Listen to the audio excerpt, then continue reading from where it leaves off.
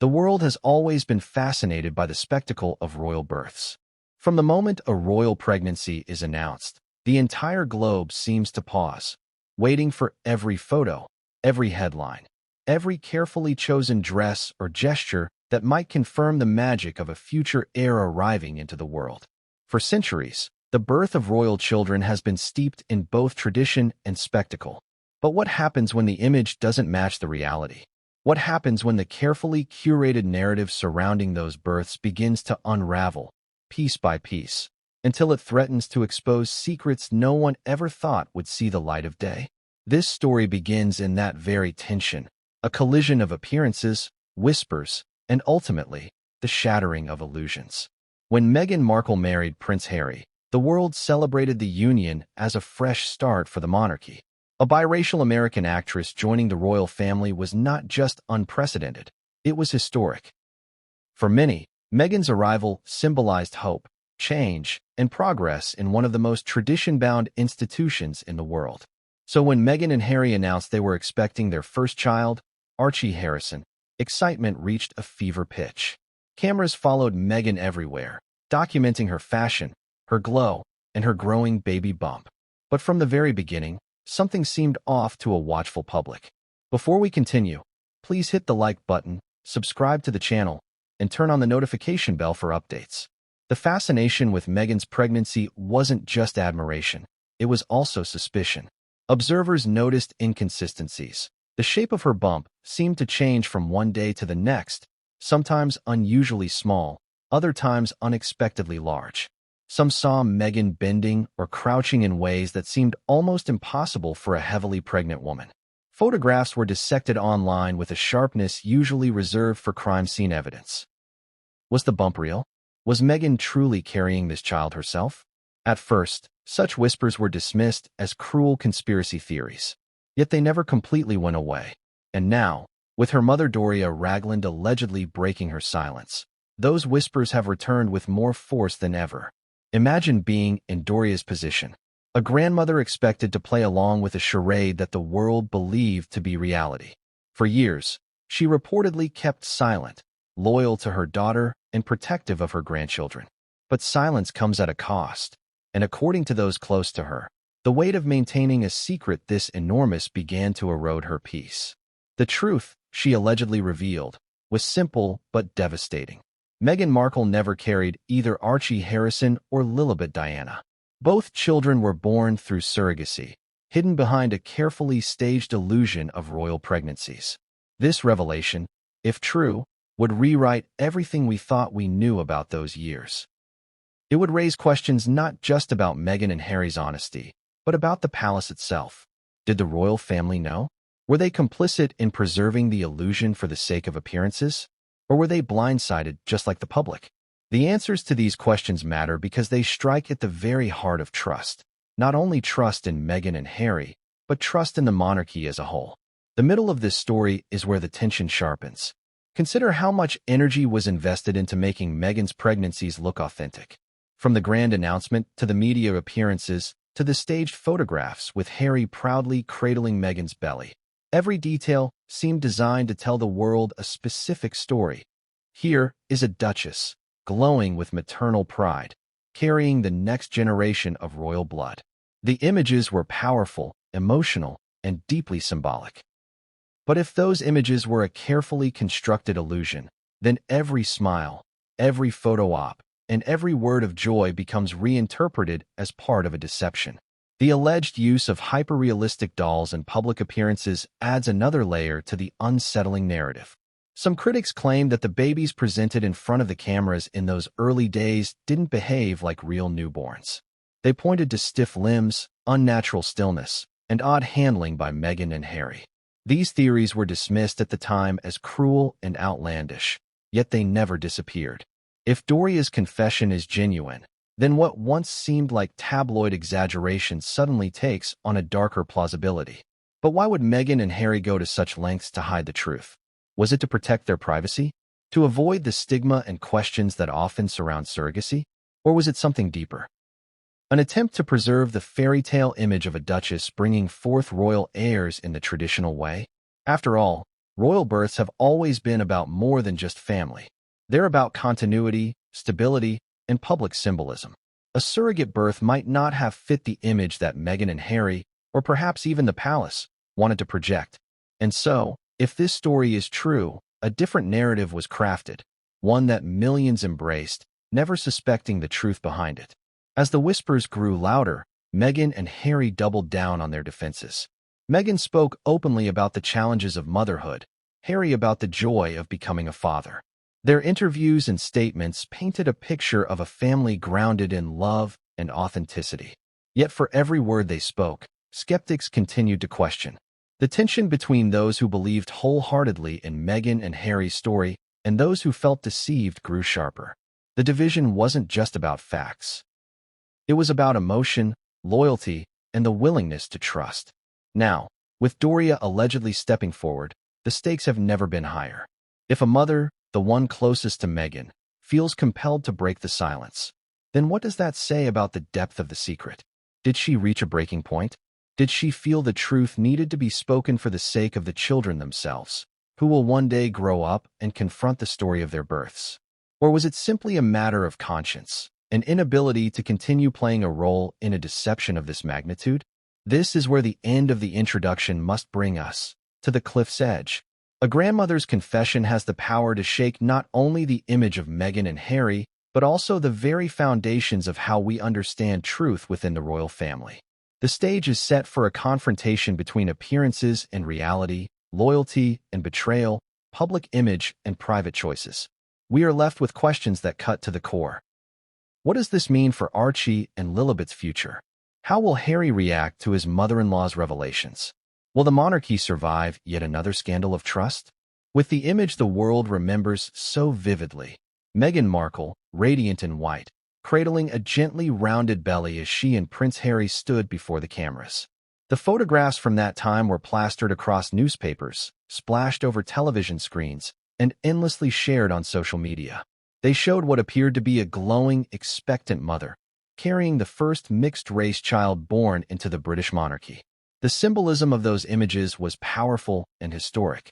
For supporters, it was a storybook moment, the Duchess of Sussex preparing to bring a new generation into the royal family. But beneath the carefully staged photos and rehearsed appearances, questions began to stir. And it is in this gap between image and reality that the heart of this story takes root. From the very beginning, the announcement of Meghan's pregnancy with Archie Harrison was crafted to perfection. Kensington Palace released a joyful statement in October 2018, shortly after the couple had arrived in Sydney for their first official royal tour. The world erupted in celebration. Crowds cheered, news anchors spoke of a royal baby boom, and magazines rushed to print glossy covers. In those early days, no one imagined there could be anything but joy surrounding the announcement. Meghan herself seemed delighted, wearing fitted dresses that showed off the earliest signs of a bump. The royal machine had swung into action, presenting an image of a modern fairy tale, an American duchess and her prince preparing to welcome their first child. But as time went on, sharp-eyed watchers began noticing small details that didn't quite add up. The shape of Meghan's bump seemed to fluctuate dramatically, appearing larger on some days and smaller on others. Paparazzi photographs captured her bending easily to pick up flowers or crouch down without the stiffness one might expect from a woman in late pregnancy. These moments were seized upon by tabloids and online forums, where speculation spread like wildfire. Was Meghan truly pregnant, or was something else going on behind the scenes? At first, such whispers were dismissed as cruel, unfounded conspiracy theories. After all, who would dare question something so deeply personal, so sacred as pregnancy? Yet the rumors persisted, fueled not only by what people saw, but by the inconsistencies in the narrative itself. Royal pregnancies have always been carefully staged, but Meghan's seemed unusually so. With Kate Middleton, the world had grown accustomed to the traditional hospital steps moment, where the Duchess of Cambridge would emerge hours after giving birth, baby in arms, flanked by William.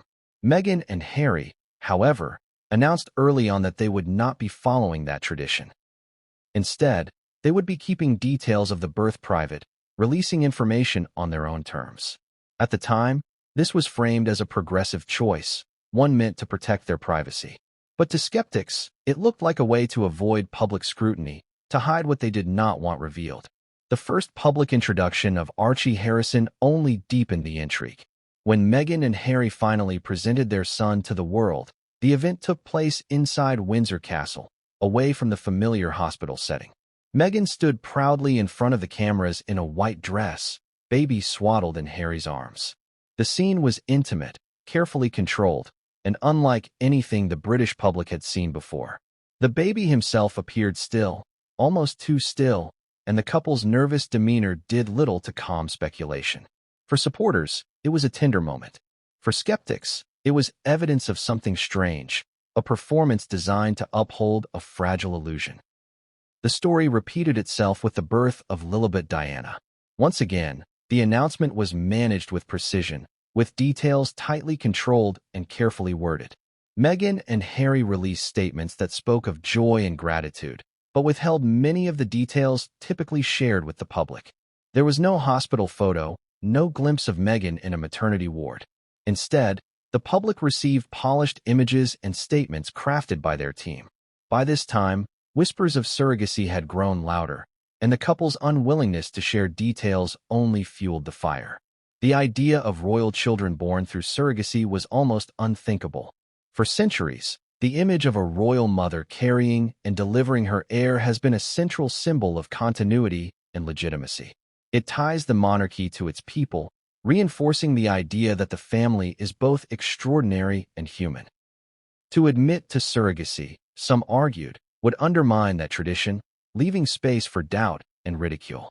Others, however, pointed out that in the modern world, surrogacy is a legitimate and increasingly common choice for families. But in the royal context, it was a topic loaded with implications, and one the palace seemed determined to avoid at all costs. The perfection of the public image made the cracks all the more glaring. Every gesture Meghan made with her belly was analyzed, every photograph scrutinized. Some noticed how her bump seemed to fold unnaturally when she sat down. Others pointed out how she wore certain outfits that accentuated or disguised her figure, depending on the event. Supporters argued this was normal. Pregnancy looks different on every woman. Critics insisted the inconsistencies revealed something more, a carefully maintained facade. And through it all, Meghan and Harry remained silent, brushing off speculation as cruelty. Yet silence did not erase the unease. If anything, it made the questions louder. The British public had been used to transparency around royal births, from Diana's public hospital appearances to Kate Middleton's carefully orchestrated introductions. Meghan and Harry's refusal to conform to those traditions, though understandable on one level, gave skeptics more ammunition. Why, they asked, would the couple go to such lengths to keep everything behind closed doors unless there was something to hide? The image of a perfect royal birth, once a symbol of unity and joy, had become the center of division. Supporters continued to defend Meghan fiercely, accusing critics of racism, sexism, and cruelty. Skeptics grew more vocal, pointing to every inconsistency as proof of their suspicions. The story had become more than a question of pregnancy. It had become a battleground for broader debates about truth, image, and the role of the monarchy in the modern age. And all the while, the image of Meghan, hand resting lightly on her belly, circulated across the world as if frozen in time. For those who believed, it was the picture of maternal love.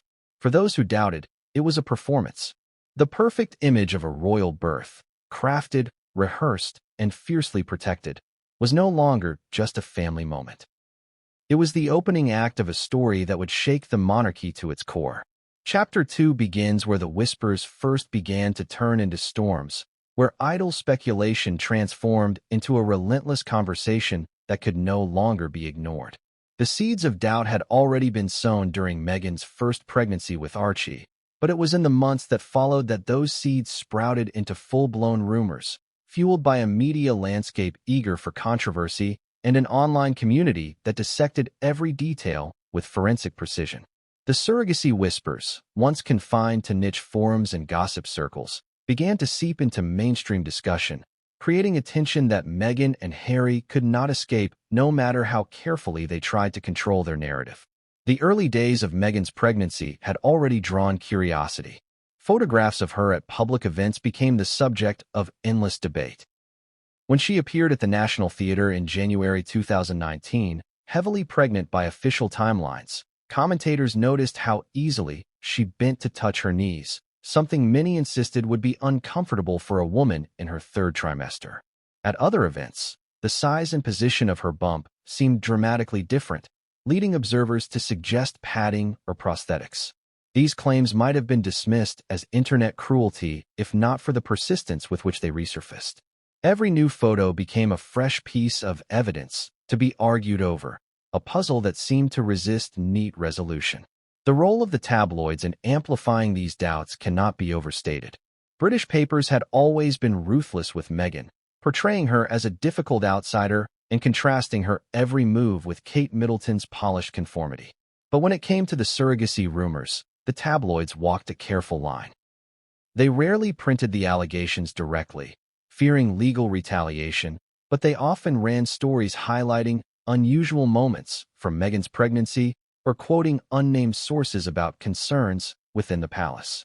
This tactic allowed speculation to flourish without direct accusation, leaving readers to connect the dots themselves. Meanwhile, online communities took it further. On social media platforms and forums, entire threads were dedicated to scrutinizing Meghan's body language, her clothing, and even the way she placed her hands on her bump.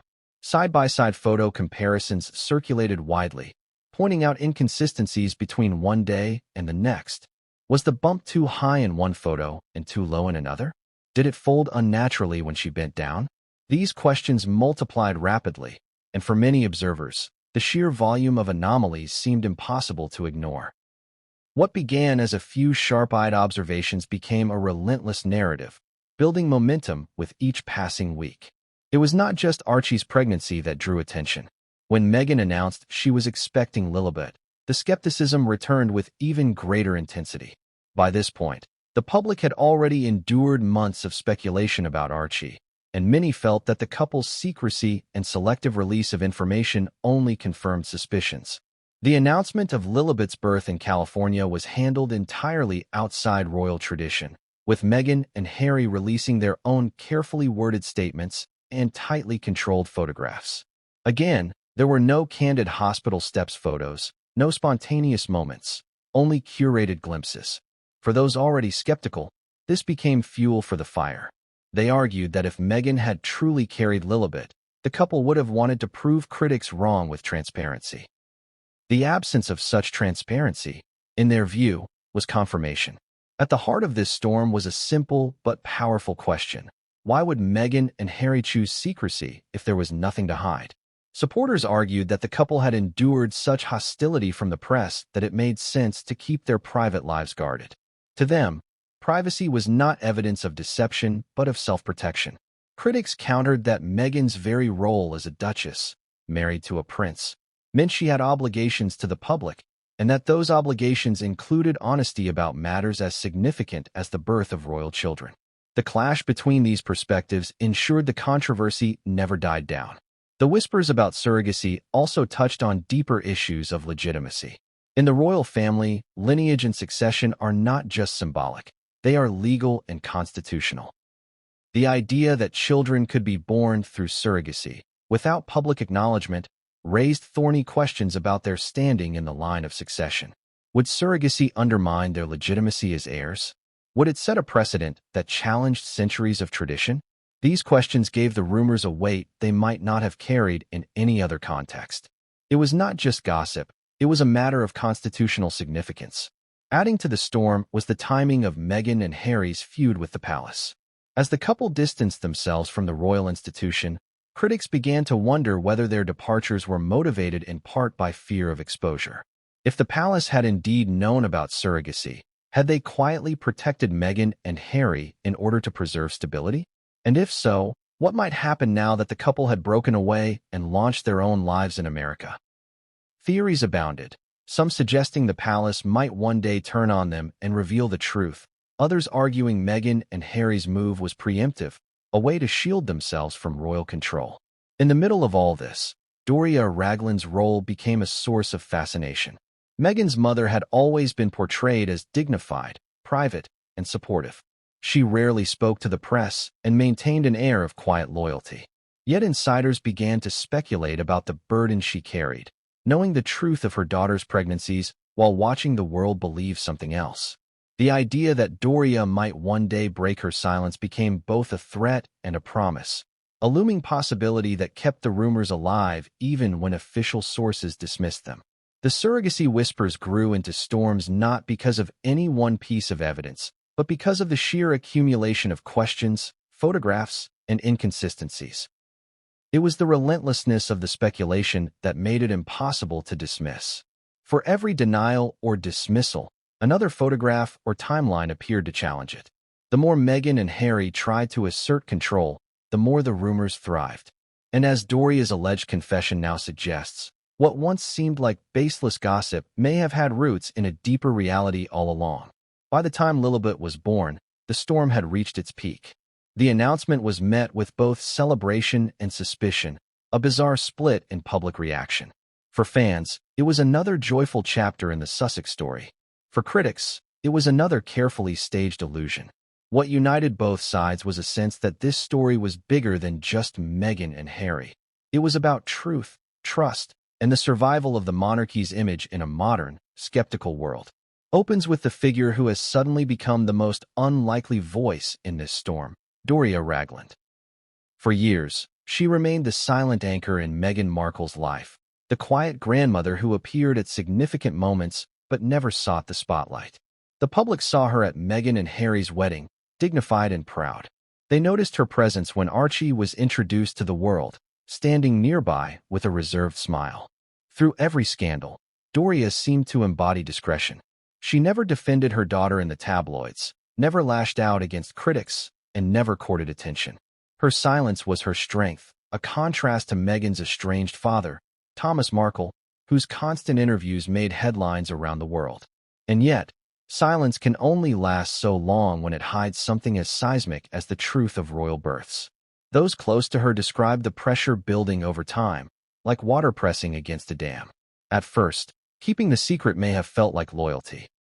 She was protecting her daughter and shielding her grandchildren from the chaos of media intrusion. But as years passed and the lies piled higher, the weight of it became unbearable. Imagine watching the world celebrate the illusion of pregnancies you knew never happened. Imagine hearing commentators praise Meghan's glowing motherhood journey while knowing that the very foundation of that narrative was false. Doria, as a mother herself, may have felt torn between loyalty to Meghan and the basic moral pull to tell the truth. Her breaking point, according to whispers now surfacing, came from exhaustion. In conversations reportedly leaked, she spoke of being tired of babysitting dolls, a line that, if true, is as chilling as it is revealing. It was not just about the children, it was about the charade surrounding them. The claim paints a picture of a grandmother asked to participate in staged appearances, smiling for cameras while cradling hyper-realistic dolls meant to stand in for Archie or Lilibet. To the outside world, it looked like a proud grandmother meeting her royal grandchildren. To Doria, it may have felt like a performance she could no longer stomach. The emotional turmoil of such a secret is difficult to grasp. Doria has long been the only parent figure Meghan has leaned on. Unlike Thomas Markle, she never sold her story.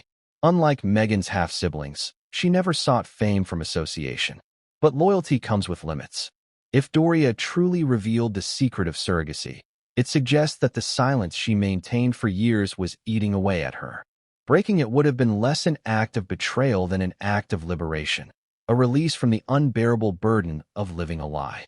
What makes this moment so explosive is the contrast between perception and reality. The world always viewed Doria as the moral compass in Meghan's chaotic orbit.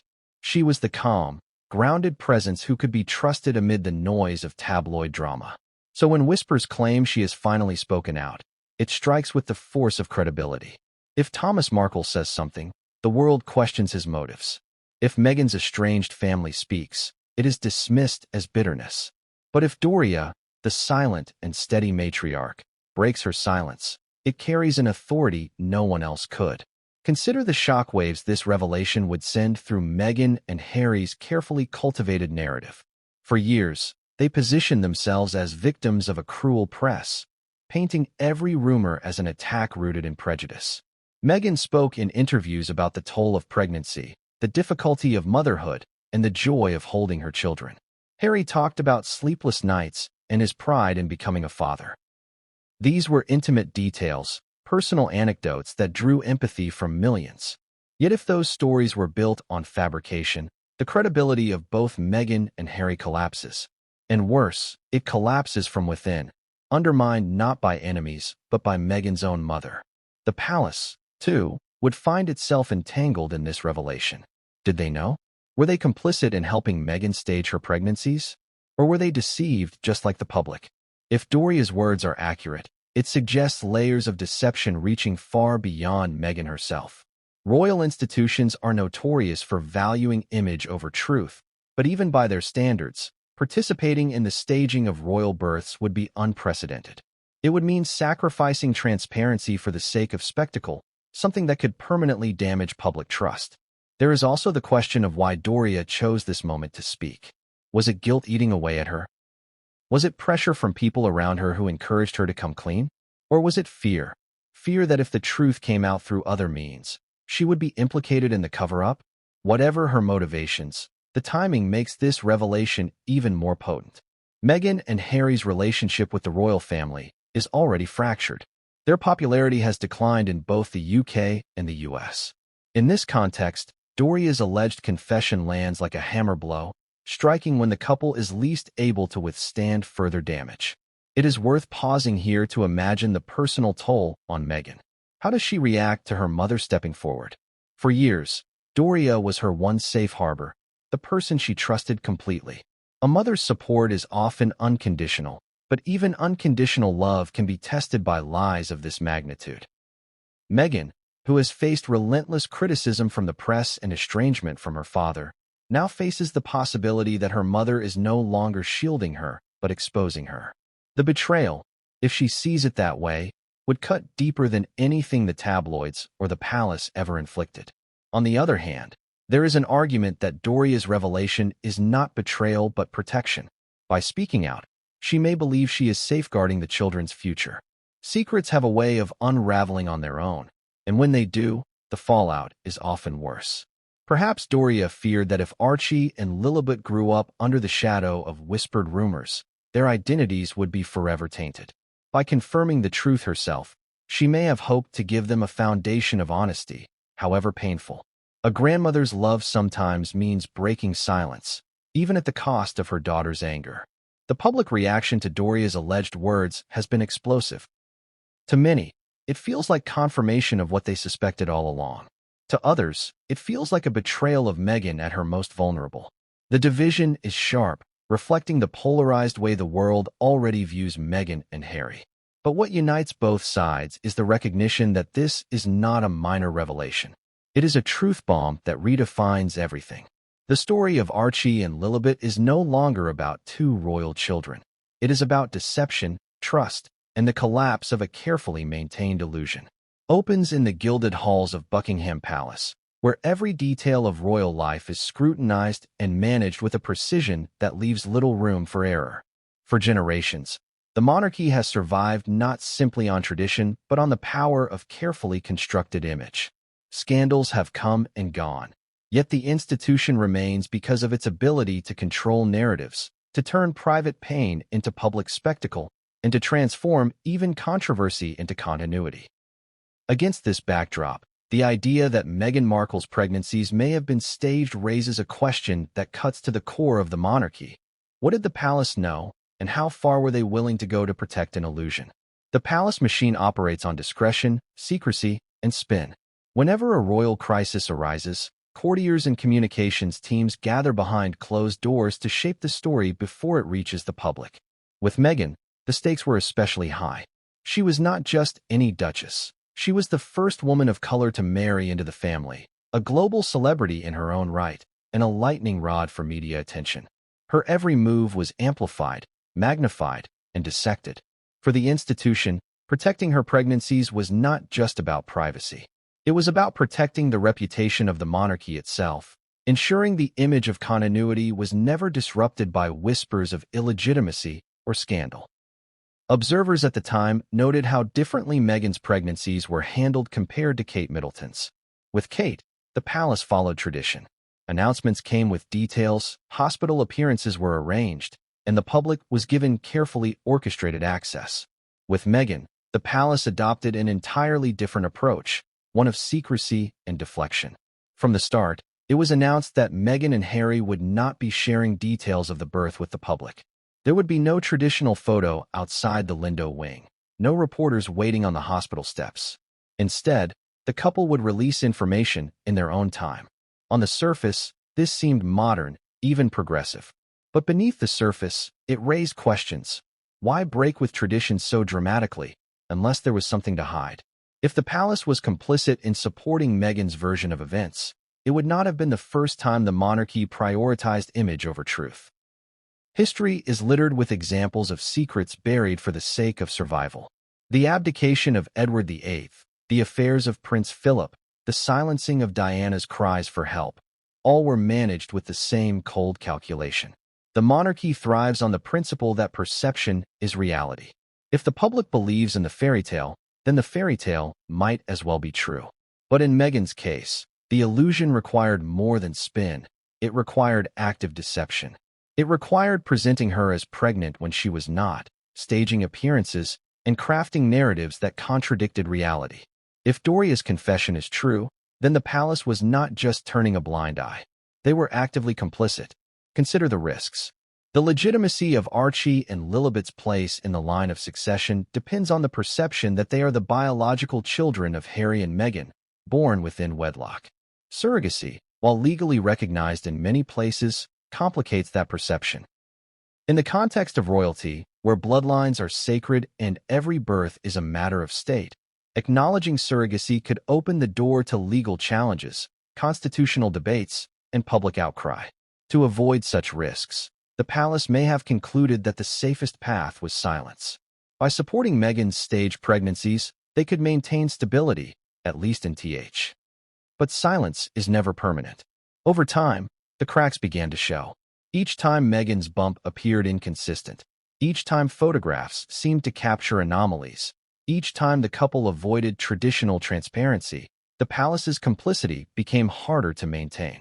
Courtiers found themselves caught in an impossible position, defending a story they knew could not withstand scrutiny, while simultaneously fearing the backlash if the truth ever came out.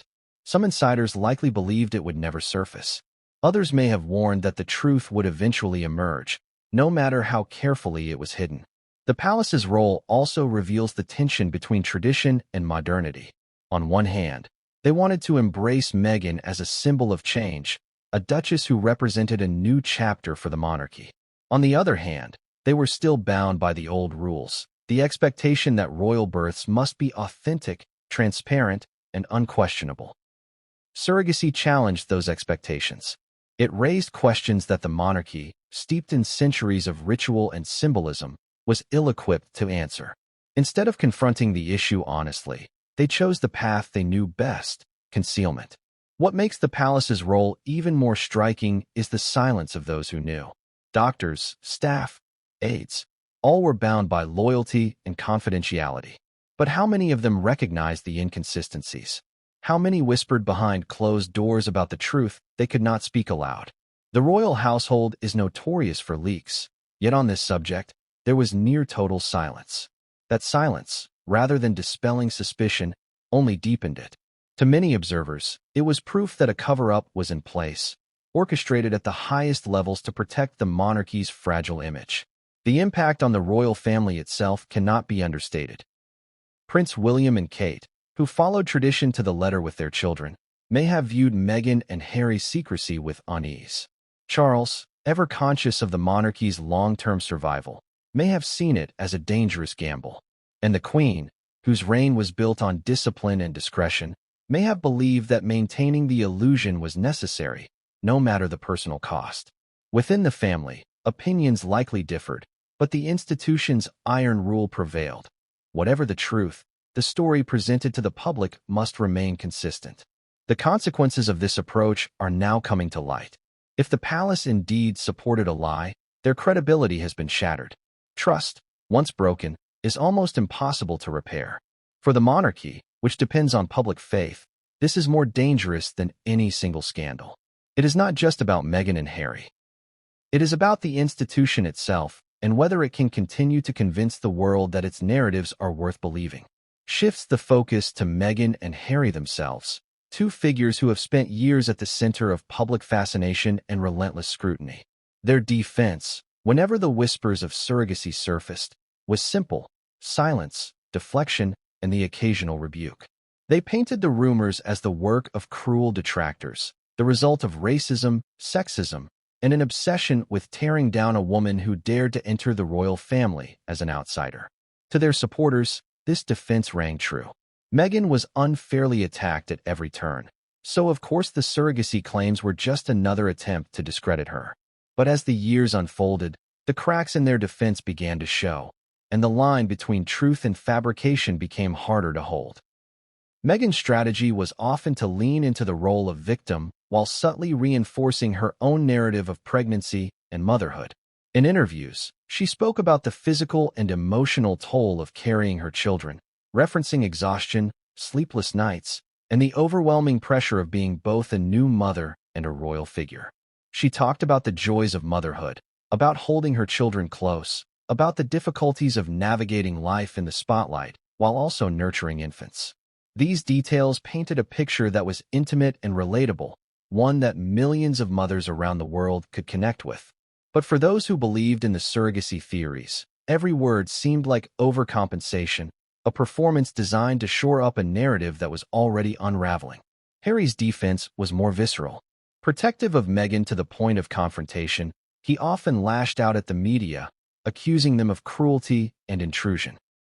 He positioned himself as the husband fighting for his wife's dignity, a man scarred by the memory of losing his mother and determined not to see history repeat itself. This framing resonated deeply with many, who admired Harry for standing by Meghan in the face of relentless criticism. Yet here too, skeptics saw a calculated effort to deflect attention. They argued that by framing all criticism as an attack rooted in bigotry, Harry and Meghan were able to avoid answering the specific, uncomfortable questions about their pregnancies. The decision to step away from the royal family only heightened these suspicions. Meghan and Harry explained their departure as a necessary move to protect their mental health and to free themselves from an institution they described as stifling and cruel. But to critics, it looked like an escape, a way to distance themselves from the very structures that might one day expose the truth. Living in California gave them greater control over their narrative, allowing them to release only carefully curated photographs and statements about their children. Yet this control, rather than silencing rumors, made them louder. Why, critics asked, would a couple so determined to prove their authenticity choose to withhold so much from the public? Why the secrecy if there was nothing to hide? One of the most striking elements of their defense was the selective way they addressed motherhood in public. Meghan often spoke in general terms about being a mother, but avoided the kinds of intimate details that other royal mothers had shared. Kate Middleton, for instance, openly discussed morning sickness and the challenges of balancing motherhood with royal duties. Meghan, by contrast, leaned into emotional reflections rather than physical realities. Supporters viewed this as her right to privacy, but skeptics saw it as an avoidance tactic. To them, it was easier to talk about the emotional experience of motherhood than the physical realities of pregnancy, if the latter had never occurred. Another element of their defense came through in their media ventures. The Oprah interview, Netflix docuseries, and various magazine spreads all contained nods to family life, with images of Archie and Lilibet strategically included. These appearances were designed to showcase Meghan and Harry as devoted parents, living a quieter life away from the chaos of the palace. But the more polished the images became, the less authentic they seemed to those who doubted. The photos often appeared staged, with children photographed from angles that obscured their faces or in settings so curated that they felt more like advertisements than candid glimpses. For critics, this was not transparency, it was performance art. The emotional toll of maintaining this defense cannot be understated. If Meghan and Harry truly did stage their pregnancies, then every public moment became a test of performance. Every time Meghan placed a hand on her belly in front of cameras, Every time Harry spoke of fatherhood, they were not simply living their lives. They were acting out a script. Over time, such performances take their toll, eroding authenticity and creating a tension that is almost impossible to sustain. For Meghan, already under intense pressure from the press and the palace, this would have been a particularly heavy burden. For Harry, caught between loyalty to his wife and the values of his family, the internal conflict would have been crushing. And yet, their defense also reveals something deeper about their mindset. Meghan and Harry have always positioned themselves as outsiders within the royal family, unwilling to play by the old rules. Their defense against the surrogacy rumors, then, may not have been about convincing everyone of their truth, but about holding the line long enough to outlast the storm. By painting critics as cruel and dismissing the questions as rooted in malice, they turn the narrative into a moral one. Believe us, and you are compassionate. Doubt us, and you are complicit in cruelty. This framing allowed them to rally loyal supporters while alienating skeptics. It was less about proving facts and more about winning hearts. The irony, of course, is that this strategy may have worked in the short term but backfired in the long run. By refusing to engage directly with the rumors, they left a vacuum that speculation eagerly filled. By controlling access to their children so tightly, they gave skeptics more fuel. By casting themselves as victims of cruelty, they risked appearing evasive rather than transparent. Their defense, in other words, may have protected them from immediate damage but at the cost of long-term credibility. Steps into one of the strangest and most unsettling claims surrounding Meghan and Harry's story. The allegations that hyper-realistic baby dolls were used in place of Archie and Lilibet during certain public appearances. At first glance, the idea sounds absurd, almost too bizarre to take seriously. Yet the persistence of this claim, fueled by photographs, videos, and Doria Ragland's alleged comments, has turned it into one of the most haunting aspects of the surrogacy scandal. If true, it suggests that the lengths taken to maintain the illusion of royal pregnancies and births went far beyond secrecy. They crossed into the territory of performance, where even the children themselves became props in a carefully managed show. The whispers about dolls began almost as soon as Archie was introduced to the world. During the stage press event inside Windsor Castle, Meghan and Harry presented their son to a handful of journalists. It should have been a joyous and straightforward occasion, but eagle-eyed viewers noticed something peculiar. Archie, wrapped tightly in a white blanket, barely moved. His limbs appeared stiff, and his face was obscured. Harry cradled him awkwardly, as though he were not holding a fragile newborn, but something heavier and less pliable. Meghan, glowing in a white dress, stood beside them, smiling as though everything were perfect. To many, it was a touching image, but to others, it looked staged, even rehearsed, as though the baby being presented was not a baby at all but a doll designed to look like one. These suspicions only grew as more appearances followed. On a trip to South Africa, Meghan was photographed holding Archie in her arms. Once again, critics pointed out how strangely still he seemed, how his head appeared rigid rather than floppy like that of a real infant. They noted the unusual way Meghan carried him, her hand positioned not as though she were supporting a living child, but holding an object. For mothers and fathers watching, the images rang false. They had held newborns. They knew the unpredictable wriggles, the delicate weight, the tiny movements that could not be faked. What they saw instead was a child who seemed more like a mannequin than a baby. Theories about reborn dolls, lifelike dolls crafted with astonishing realism, began to circulate. These dolls, often used by collectors or people coping with grief, can look uncannily like real infants. Their skin, their hair, even their weight is designed to mimic reality. In photographs, they can be almost indistinguishable from living children. If Meghan and Harry were determined to maintain the illusion of a pregnancy and birth, critics argued, then using such dolls in public appearances would have been an effective way to avoid exposing the truth. Doria's alleged statement about being tired of babysitting dolls poured fuel on these suspicions. If the grandmother herself hinted at such a deception, how could the public dismiss it outright? But the use of dolls, if it occurred, was not just about fooling the public. It was about controlling the narrative. By keeping Archie and later Lilibet out of reach of candid photographs, Meghan and Harry ensured that only the images they wanted released were available to the press. This meant that in the early days, when scrutiny was at its peak, they could present children who looked flawless, calm, and camera-ready, without the unpredictability of a real infant. It also allowed them to limit access, ensuring no one outside their trusted circle had direct contact with the children. For the palace and the press, it was frustrating. For the public, it was confusing. For skeptics, it was proof. Of course, supporters of Meghan and Harry dismissed the doll allegations as cruel and conspiratorial. They argue that the stillness of the babies could be explained by swaddling, by nerves during public appearances, or simply by the timing of photographs. They point out that Meghan and Harry eventually released more candid images of their children, though even those were often carefully staged. To them, the accusations of dolls are yet another example of the relentless and unfair scrutiny the couple faced. But the persistence of the claims speaks to something deeper than photographic anomalies. It speaks to the erosion of trust. Once people begin to doubt the authenticity of a narrative, every detail becomes suspect, every image dissected for evidence of deceit. The emotional impact of these allegations cannot be overstated. If dolls were used, then the public's most intimate moments with the Sussex children were stage performances. Mothers who celebrated Meghan's motherhood journey, fathers who related to Harry's joy, fans who shared in the happiness of royal births. All were watching a carefully orchestrated illusion. The betrayal would not just be about the use of surrogates, but about the deliberate manipulation of emotion.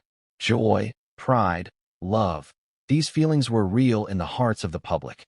But if they were elicited through a performance with dolls, then those feelings were exploited, turned into tools for a narrative built on lies.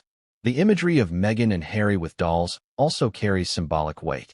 It reflects a monarchy increasingly seen as performative, detached from authenticity.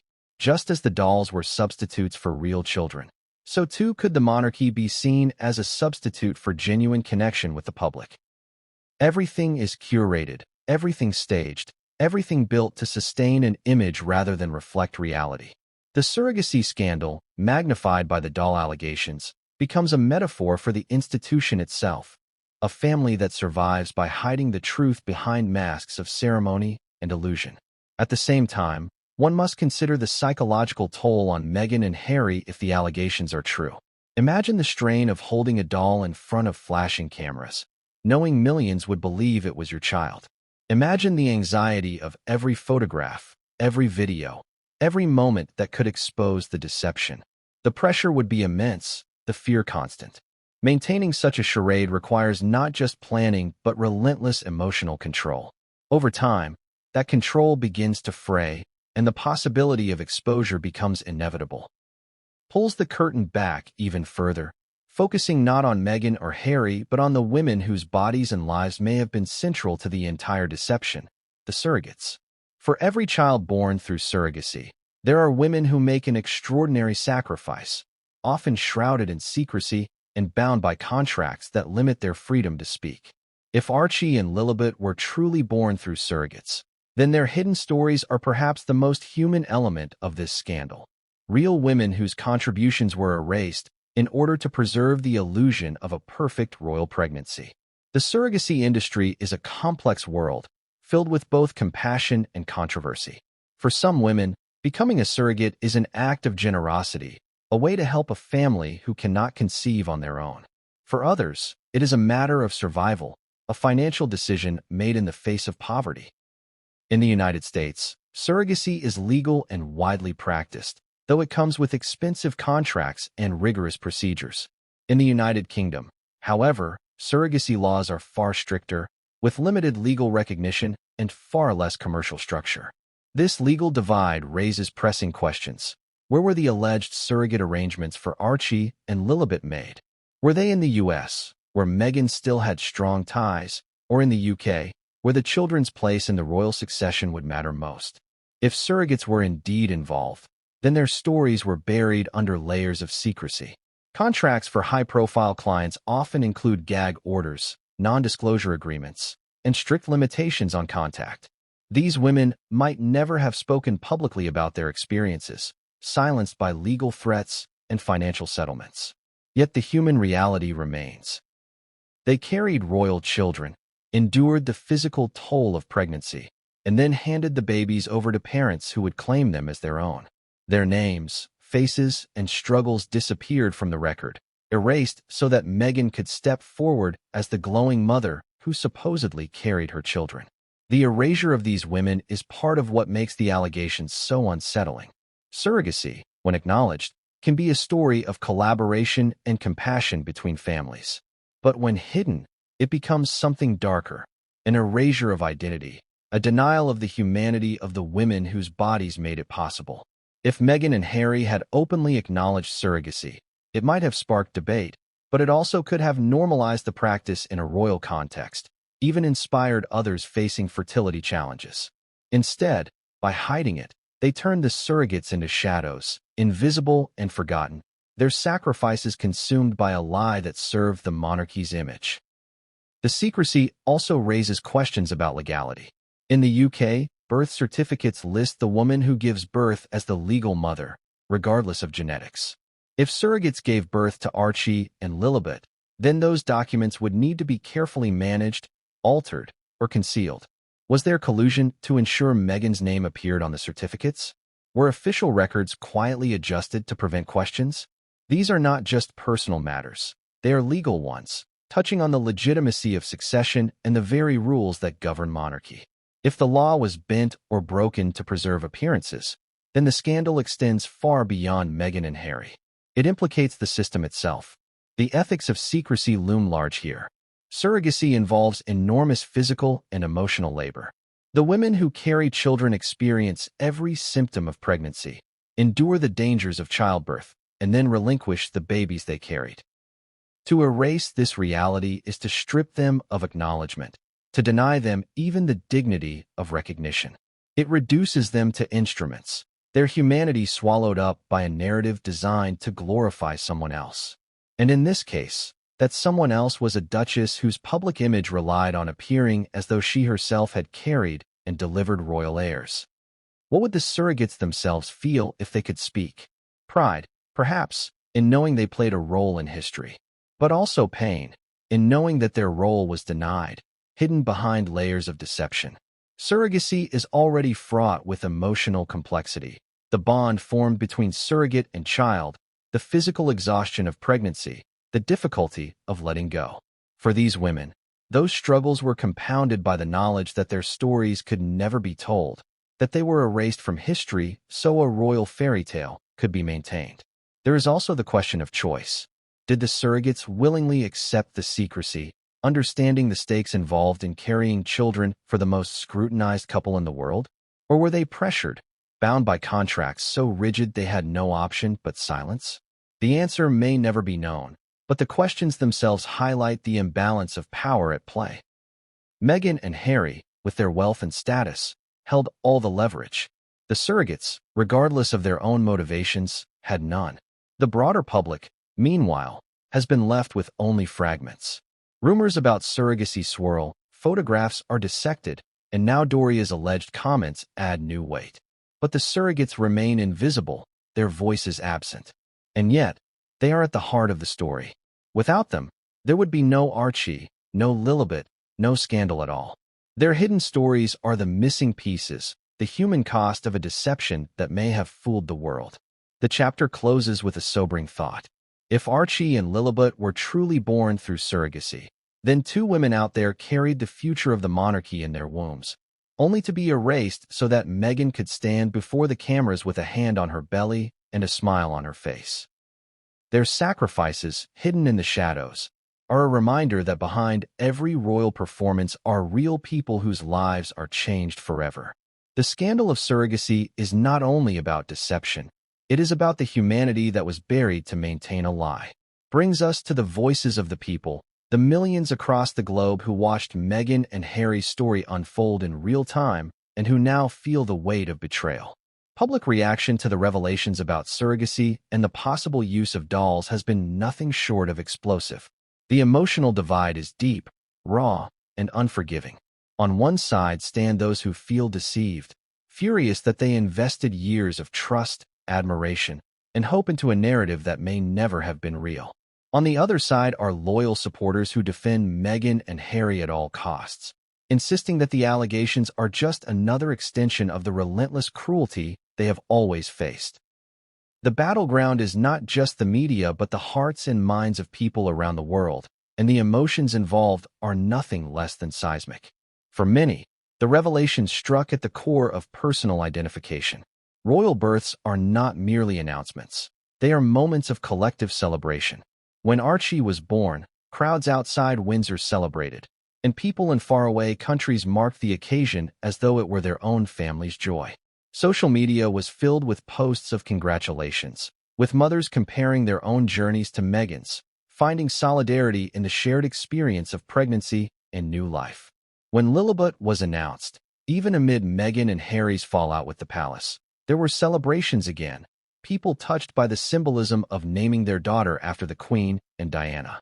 To now learn that these pregnancies may never have happened, that surrogacy was hidden and public appearances staged, feels like a profound violation of trust. The anger is palpable in the words of those who feel betrayed.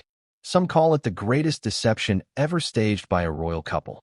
Others describe it as an insult to mothers everywhere, a theft of empathy and solidarity. To pretend to carry children when others struggle with infertility or endure the real suffering of pregnancy is, to critics, unforgivable. It is not simply a lie. It is a mockery of women who know the physical toll of childbirth. In this sense, the scandal cuts deeper than palace politics or royal tradition. It becomes personal, touching the experiences of millions who feel their own stories were exploited to build a false narrative. Yet there are also those who rush to Meghan and Harry's defense, framing the backlash as yet another example of the disproportionate scrutiny they have always faced. To these supporters, the surrogacy rumors are cruel fabrications designed to discredit Meghan as both a woman and a mother. They argue that Meghan's every move has been weaponized against her, that the public's obsession with her body during her pregnancies reflects not legitimate suspicion but entrenched racism and sexism. From this perspective, even Doria's alleged comments are questioned, dismissed as either misrepresented or manipulated. For these defenders, the issue is not whether Meghan carried her children, but whether the public ever had a right to question her in the first place. This divide has transformed into a cultural war of sorts. Online platforms are filled with heated debates, threads stretching for thousands of comments, hashtags trending and counter-trending. One camp demands accountability, insisting that if the truth is surrogacy, then it must be acknowledged openly. The other camp insists that Meghan and Harry deserve privacy, that no mother, biological or surrogate, owes the public proof of her pregnancy. The collision of these views creates an emotional storm, one that reflects broader issues about celebrity culture, media intrusion, and the rights of women over their own narratives. In the midst of this battle, the monarchy itself becomes collateral damage. For many, the scandal has reinforced the perception that the royal family thrives on deception, on maintaining illusions rather than embracing authenticity. People question not only Meghan and Harry but the entire institution. If the palace truly supported or turned a blind eye to this deception, then what does that say about its relationship with the public? Trust in the monarchy has already been eroded by past scandals, from Diana's tragedy to Prince Andrew's disgrace. This revelation adds another fracture, another reason for people to question whether the monarchy deserves the reverence it still commands. The reactions are not just about anger or loyalty, they are about disillusionment. For younger generations, who already see the monarchy as outdated, the scandal is further proof that the institution is built on lies. For older generations, who grew up with the monarchy as a symbol of stability, it feels like betrayal. The emotional resonance here is powerful. People do not merely feel they were misled about a detail. They feel they were misled about a dream, about the very idea of what the royal family represents. The media, too, has played a major role in shaping this public reaction. Tabloids, always eager to amplify scandal, seize upon every inconsistency and every whisper, painting Meghan as manipulative and Harry as complicit. Mainstream outlets, more cautious, report on the growing debate, framing it as part of the larger story of Meghan and Harry's troubled relationship with the royal family. Meanwhile, alternative media and online influencers dissect every photo and video, producing viral content that fuels suspicion. The sheer volume of coverage ensures that the story remains alive, keeping emotions raw and divisions sharp. Public figures have also begun weighing in. Some celebrities who once praised Meghan's courage now tread carefully, unwilling to attach themselves too closely to a narrative that may collapse. Others use the moment to criticize her openly, portraying her as someone who built her brand on deception. Experts in law, ethics, and medicine are drawn into the debate, offering opinions on surrogacy laws, the morality of secrecy, and the implications for succession. Each new voice adds to the storm, turning what began as whispers into a global conversation. At the heart of the reaction is a question that refuses to fade.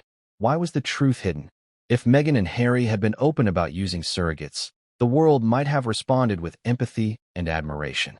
Many couples use surrogacy, and while it can be controversial, it is increasingly understood and accepted. But by hiding it, by staging pregnancies, they transform something natural into something deceptive. And once deception is revealed, even compassion becomes hard to summon. The chapter ends on a note of profound division. For some, Meghan and Harry are victims, unfairly targeted by a world that never gave them a chance. For others, they are deceivers, who manipulated emotion and exploited public trust for their own gain. The truth, whatever it may be, is now buried beneath layers of loyalty and betrayal, outrage and defense. What is clear, however, is that the world will never look at them the same way again. The story of Archie and Lilibet is no longer just about two children. It is about a fracture in the relationship between royals and the people who believed in them.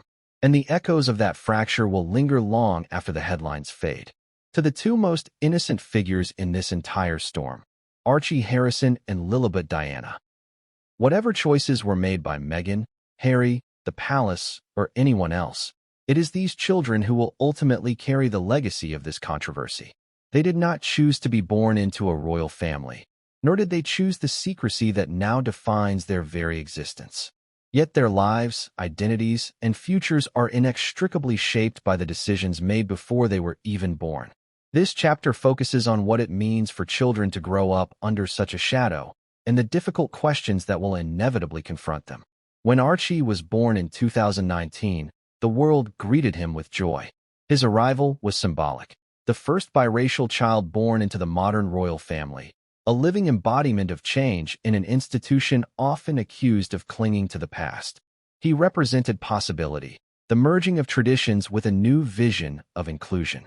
Lilibet, born 2 years later, carried similar symbolic weight. Named after the Queen and Diana, she was a tribute to legacy and continuity. Together, Archie and Lilibet were celebrated as proof that the monarchy could evolve. But if Doria's confession is true, then their very existence is framed by deception. Instead of embodying transparency and change, they symbolize secrecy and illusion. The implications for the children are enormous. Growing up, they will one day encounter the stories swirling around their births. In the age of the internet, nothing disappears. Every rumor, every headline, every whispered allegation will be there, waiting for them to find. They will see the photographs dissected, the videos questioned, the accusations of dolls and staged pregnancies. And when they do, they will ask the questions every child asks of their parents. Why? Why did you hide this? Why did you pretend? Why did you let the world believe something that wasn't true? For Archie and Lilibet, those questions will carry the weight of not just personal betrayal, but public humiliation. There is also the issue of legitimacy. Royal lineage is not just a matter of biology. It is a matter of law, tradition, and symbolism. If the truth of surrogacy is confirmed, what does that mean for Archie and Lilibet's positions in the line of succession? Technically, surrogacy does not disqualify children from inheritance, but the secrecy surrounding their births complicates everything. By pretending Meghan carried them, their parents created a narrative that now risks unraveling. If their legitimacy is questioned, it could have lasting consequences, not just for their titles, but for how they are treated within the royal family and beyond. The human cost of such questions is profound. Imagine being a child who realizes that the story of your birth is one of the most debated scandals of your time. Imagine realizing that millions of people have argued over whether you were real, whether you were a doll, whether your mother carried you or not. This is not the typical childhood of royal children, already burdened with public expectations. It is something far more complex, a life lived under the shadow of doubt. And yet, it is possible that Archie and Lilibet will grow up with resilience. Children adapt. They may embrace their identities fully, regardless of the circumstances of their births. They may find strength in the love of their parents, in the privileges afforded to them, and in the opportunities of a life far removed from ordinary struggles. But even if they thrive, the questions will never go away. They will live with the knowledge that their earliest moments were shrouded in secrecy, their lives shaped by choices made to protect image rather than embrace truth. The role of the media in shaping their identities cannot be ignored. From birth, Archie and Lilibet have been caught between two forces: parents determined to control their exposure and a world hungry for glimpses of them. This tug-of-war has created a strange dynamic where the children are simultaneously hidden and yet omnipresent in public discourse. Every photograph released has been analyzed, every detail scrutinized. In some ways, their absence has made them more famous, turning them into symbols rather than people. They are not just Harry and Meghan's children. They are contested figures in a larger battle over truth, image, and legacy. The tragedy here is that none of this is their fault. They are innocent, caught in a web spun long before they could understand it. They did not choose secrecy. They did not choose deception. They did not choose to become symbols in a global debate. And yet, their lives are now defined by these choices. The burden of their legacy is one they did not ask for, but will have to carry nonetheless. The chapter also raises a haunting question. How will history remember Archie and Lilibet? If the allegations are true, they will always be remembered as the children whose births were shrouded in one of the greatest scandals in royal history.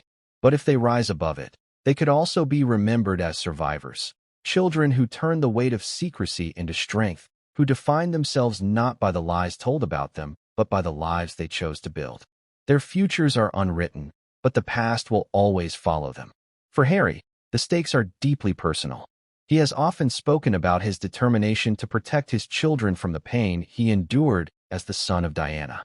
But in trying to shield them, he may have inadvertently created a burden even heavier than his own. For Meghan, the stakes are equally personal. She wanted to redefine what it meant to be a royal mother, to build a narrative of empowerment and independence. But the secrecy around her children's births has done the opposite, turning her into a figure of suspicion rather than inspiration. And for Archie and Lilibet, the consequences of these choices will shape their identities for the rest of their lives. The chapter closes with a reflection on innocence. Archie and Lilibet did not ask for this, yet they are now at the heart of a storm that has nothing to do with their choices. They are loved by their parents, cherished by those close to them, and yet haunted by a public that cannot separate their existence from the lies told about it. Their story is not just about royalty or scandal. It is about what happens when the choices of adults leave children carrying the burden of truth and deception.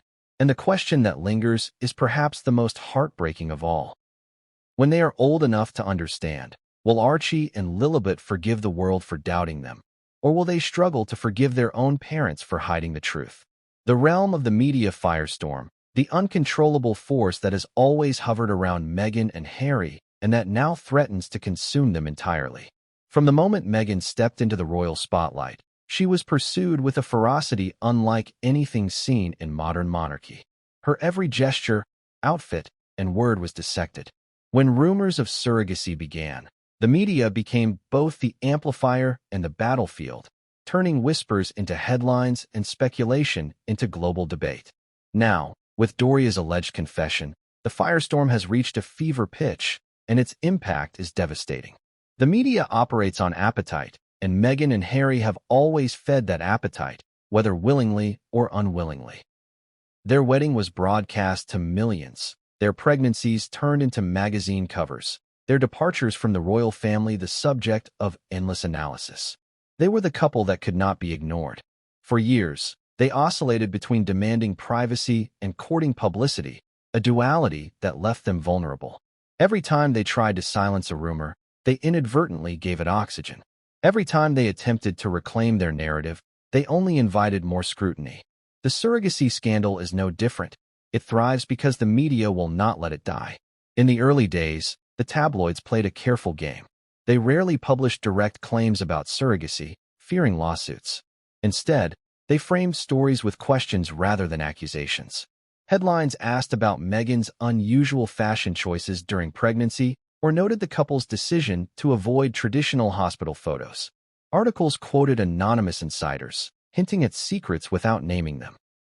This strategy allowed tabloids to fuel suspicion without ever exposing themselves to direct legal attack.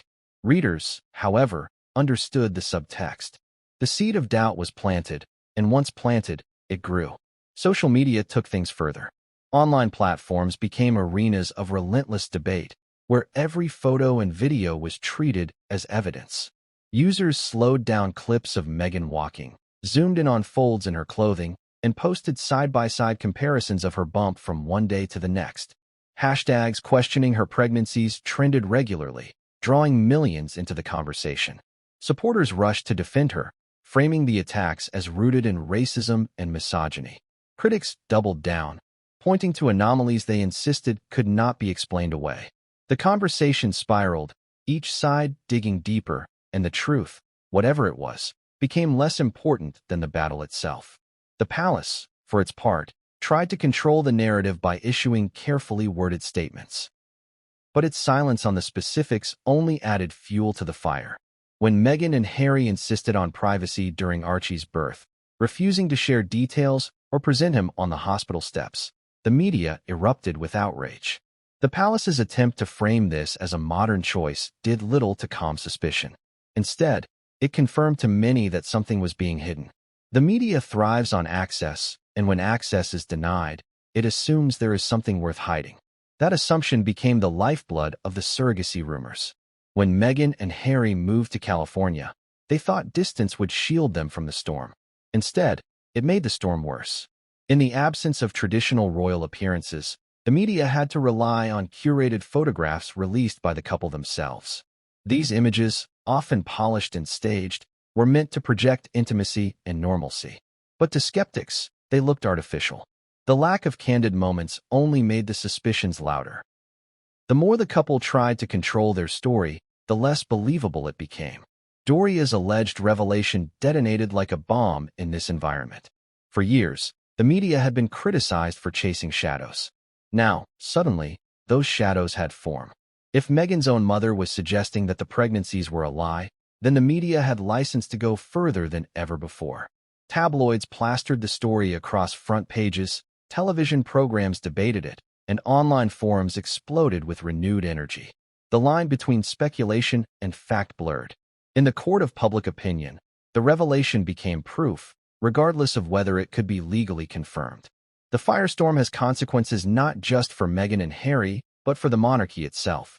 The British press has always been intertwined with the institution, both feeding on it and protecting it. The surrogacy scandal places them in a precarious position. To expose Meghan fully risks destabilizing the monarchy at a time when it is already weakened by scandals surrounding Andrew and the declining health of senior figures. To protect her, however, risks the press being accused of complicity in a cover-up. The media, caught between profit and loyalty, leans toward the former. Scandal sells, and Meghan's story sells more than anything else. The firestorm also reflects a deeper shift in how the public consumes information. Traditional media once shaped royal narratives, but today, social media platforms play an equal, if not greater, role. In these spaces, rumors move faster than facts, and truth is decided not by evidence, but by repetition. Once a claim is repeated often enough, it becomes reality for millions. The surrogacy scandal is a perfect example of this dynamic. Whether true or not, it has already shaped how the world sees Meghan, Harry, and their children. The media may fan the flames, but it is the endless echo chamber of the internet that ensures the fire will never be extinguished. At the heart of this storm lies the most tragic irony. Meghan and Harry have always claimed to want control over their narrative, to tell their story on their own terms. They gave interviews, launched documentaries, and wrote memoirs, all with the goal of reclaiming their truth. But now, in the face of the surrogacy scandal, they are losing control entirely. The narrative has been seized by others, by tabloids, by commentators, by the very public they once courted. Their voices are drowned out, their defenses dismissed, their truth irrelevant. The firestorm is no longer theirs to contain. Looks backward before it looks forward, drawing parallels between Meghan and Harry's alleged surrogacy scandal and the long history of secrets that have defined the British royal family. The monarchy has always thrived on illusion, presenting a polished face to the public while burying uncomfortable truths behind palace walls. Every generation has had its scandals, some whispered about, some exposed, others denied until they became impossible to ignore. In this sense, Meghan's story is not entirely new. It is part of a larger cycle, one that reveals how deeply deception is woven into the fabric of royalty. Consider the abdication crisis of Edward VIII in 1936. The official story was that he gave up the throne for love, choosing Wallis Simpson over his crown.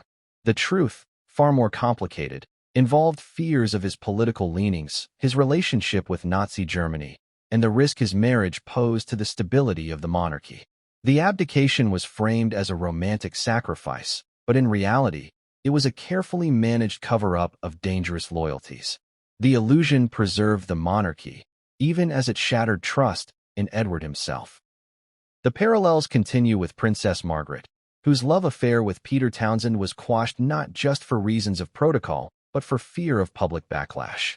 The story presented to the world was one of a dutiful sister making a noble sacrifice for the crown. In reality, it was the silencing of personal happiness in favor of image. Once again, truth was buried, and illusion prevailed. Then there was Diana. Her marriage to Charles was sold as a fairy tale, the shy kindergarten teacher swept into the arms of a prince.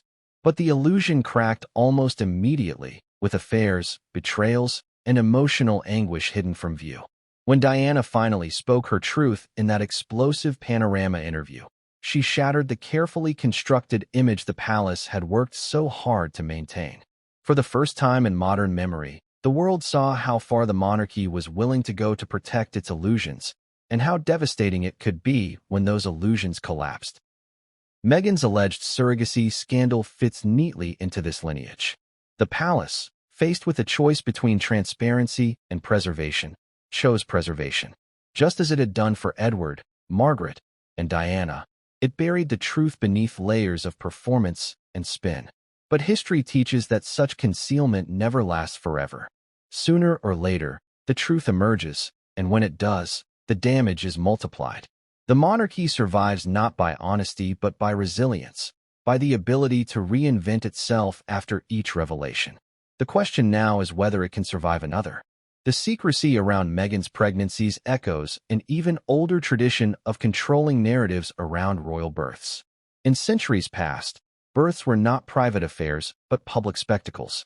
Witnesses, often senior courtiers and clergy, were required to attend to confirm that a royal child was truly born of the Queen's body. This ritual was designed to prevent exactly the kind of suspicion now surrounding Meghan. The fear that a child presented as royal might not be legitimate. Over time, these practices faded, replaced by modern trust in official statements. But the roots of suspicion remain, and Meghan's secrecy has resurrected the very doubts those rituals were meant to prevent. The historical parallels extend beyond Britain. Across monarchies in Europe, secrets have always been part of survival. Illegitimate children were hidden, affairs denied, and inconvenient truths erased from official records. The difference today is that secrecy is harder to maintain. In the digital age, every photo, every statement, every inconsistency can be magnified and dissected. What once could be buried now resurfaces instantly, spreading across the world in seconds. Meghan and Harry's alleged deception may not have been unique, but the age in which it unfolded makes it uniquely damaging. For many historians, the scandal also reveals the monarchy's inability to adapt. Instead of confronting difficult truths openly, the institution clings to outdated strategies of concealment. By trying to preserve the illusion of Meghan's pregnancies, the palace repeated the same mistakes it has made for centuries, mistakes that always end in exposure. The tragedy is not that Meghan and Harry may have used surrogates, but that the truth was hidden, turning a personal choice into a public scandal. The lesson of history is clear. Secrets in the monarchy do not stay secrets forever. They leak, They fester, they explode. Edward's abdication, Margaret's sacrifice, Diana's heartbreak, all began as secrets meant to preserve stability. All ended as scandals that shook the monarchy to its core. Meghan's story, if true, is simply the latest chapter in this cycle. And like those before it, it threatens to leave scars that will last for generations. With the immediate fallout of Doria Ragland's bombshell revelation confirming that neither Archie Harrison nor Lilibet Diana were carried by Meghan Markle. The world is stunned, not just by the alleged use of surrogates, but by the sheer audacity of the secrecy maintained for years. Media outlets across the globe scramble to report, dissect, and analyze every possible angle. Headlines scream of deception, betrayal, and scandal, yet beneath the sensationalism lies a more complex and human story, one of ambition, fear, and the lengths people go to protect their image. In the palace corridors, whispers turn into tense conversations. Staff who once adhered to strict confidentiality are suddenly caught in a web of speculation. Sources close to the family reveal confusion and frustration. Some are angry, others sympathetic, but nearly all are aware that the traditional facade of the monarchy has been punctured. Advisors debate how to contain the narrative, but containment feels almost impossible. In an era where every private moment can be captured and broadcast globally, the palace faces a crisis not only of reputation but of trust. Public reaction is swift and polarized. Social media erupts with disbelief, outrage, and fierce debate. Some people express empathy for Meghan, arguing that surrogacy is a deeply personal choice and that judgment is unnecessary. Others condemn the deception, framing it as a deliberate attempt to manipulate the public and the media. Influencers, pundits, and talk show hosts dissect every historical precedent, comparing this revelation to past royal scandals.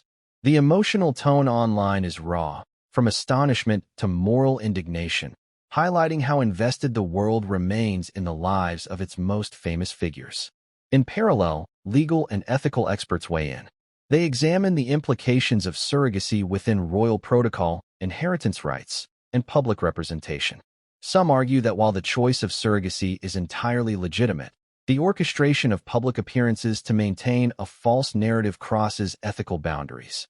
The questions multiply. Did the palace have prior knowledge? Was there a coordinated effort to stage events for the public? Who authorized the secrecy? And what are the potential consequences for all parties involved? These discussions amplify the drama, giving the scandal a sense of gravity that extends far beyond mere gossip. At the same time, historians contextualize the revelation within the broader pattern of monarchy secrecy. They point out that the concealment of surrogacy is not unprecedented in royal history. Controlling narratives about births, heirs, and lineage has been a strategic priority for centuries. Yet, they emphasize, the difference now lies in transparency demands and the democratization of information. Unlike previous generations, Meghan and Harry cannot rely solely on controlled media and courtly discretion. The global public now has unprecedented access, and the pressure to reveal truth is relentless. Emotional fallout hits hardest within the family. Sources close to Harry describe a whirlwind of shock, guilt, and protective instincts. He is portrayed as grappling with betrayal, public scrutiny, and the desire to shield Meghan from backlash, while simultaneously defending his own integrity. Meghan, meanwhile, is depicted as experiencing a maelstrom of emotions: fear of judgment, grief over loss of privacy, and determination to assert control over her narrative. The strain on their relationship is palpable, and insiders speculate that the couple must navigate not only media pressure, but also the deep, unspoken tensions arising from a secret kept for years. Analysts and commentators highlight a crucial point. This revelation is not just about Meghan and Harry. It challenges long-held perceptions of the monarchy itself. The institution, built on centuries of tradition, protocol, and public expectation, faces a test of adaptability. The world now questions whether the monarchy can maintain credibility while accommodating modern choices that deviate from centuries-old norms. It becomes clear that the scandal touches on broader societal debates, gender, autonomy, and the intersection of personal choice with public responsibility. Meanwhile, the media narrative evolves rapidly. Investigative journalists combed through previous interviews, appearances, and official statements, seeking evidence to confirm or refute Doria's claims. Footage of Meghan in hospital visits, statements about pregnancies, and even casual photographs of the family are scrutinized with unprecedented intensity. Experts in body language, medical ethics, and media strategy provide commentary, dissecting every gesture, word, and implication. Each new detail fuels the conversation, sustaining public attention and prolonging the scandal's life cycle. Yet amidst the chaos, a quieter story emerges. Supporters of Meghan highlight the courage it takes to reveal such a truth publicly, framing her choice as a challenge to the oppressive expectations historically placed on women in the royal family. They argue that surrogacy, often stigmatized despite being increasingly common, should not be a source of shame. This perspective introduces nuance, suggesting that the scandal, while sensational, also prompts reflection on broader social issues, privacy, autonomy, and the evolving role of women in positions of visibility and influence. With the immediate ripple effects within the palace following Doria Ragland's revelation. The announcement that neither Archie Harrison nor Lilibet Diana were carried by Meghan Markle sends shockwaves through royal circles, leaving advisors, courtiers, and staff scrambling to adjust to a rapidly evolving narrative. Confidential meetings are held in hastily convened conference rooms, where senior aides debate damage control strategies, weighing the delicate balance between transparency and preserving the dignity of the monarchy. Every statement is carefully scrutinized, every gesture analyzed for potential leaks. In these corridors, where decorum and tradition have long governed behavior, the tension is almost palpable. The atmosphere is thick with unease as the palace grapples with the reality that a decades-old institution now faces a controversy magnified by instant global dissemination. Outside the palace, media outlets explode with coverage. Journalists from every corner of the globe converge on the story, framing it as not merely a royal scandal, but a cultural moment that challenges entrenched ideas of family, legacy, and public image. Tabloid headlines scream of deception and secrecy, while more measured outlets attempt to provide context, discussing surrogacy practices, historical precedents, and ethical considerations. Social media amplifies every detail, from reactions by commentators to viral clips of previous royal appearances. Hashtags trend within minutes, reflecting global curiosity, outrage, and fascination. The public discourse is polarized. Some express empathy toward Meghan for choosing surrogacy, while others view the secrecy as a manipulative act designed to control public perception. Within the palace, the personal ramifications are equally intense. Prince Harry is portrayed as torn between protecting Meghan and confronting the complex truths of their situation. Close friends and confidants describe him navigating an emotional maelstrom, oscillating between pride in Meghan's courage and frustration over the unrelenting scrutiny. Sources indicate that Harry's sense of loyalty is being tested as he seeks to shield his family while facing questions about transparency, ethics, and the implications for the royal lineage. Meanwhile, Meghan is navigating the extraordinary pressures of public judgment.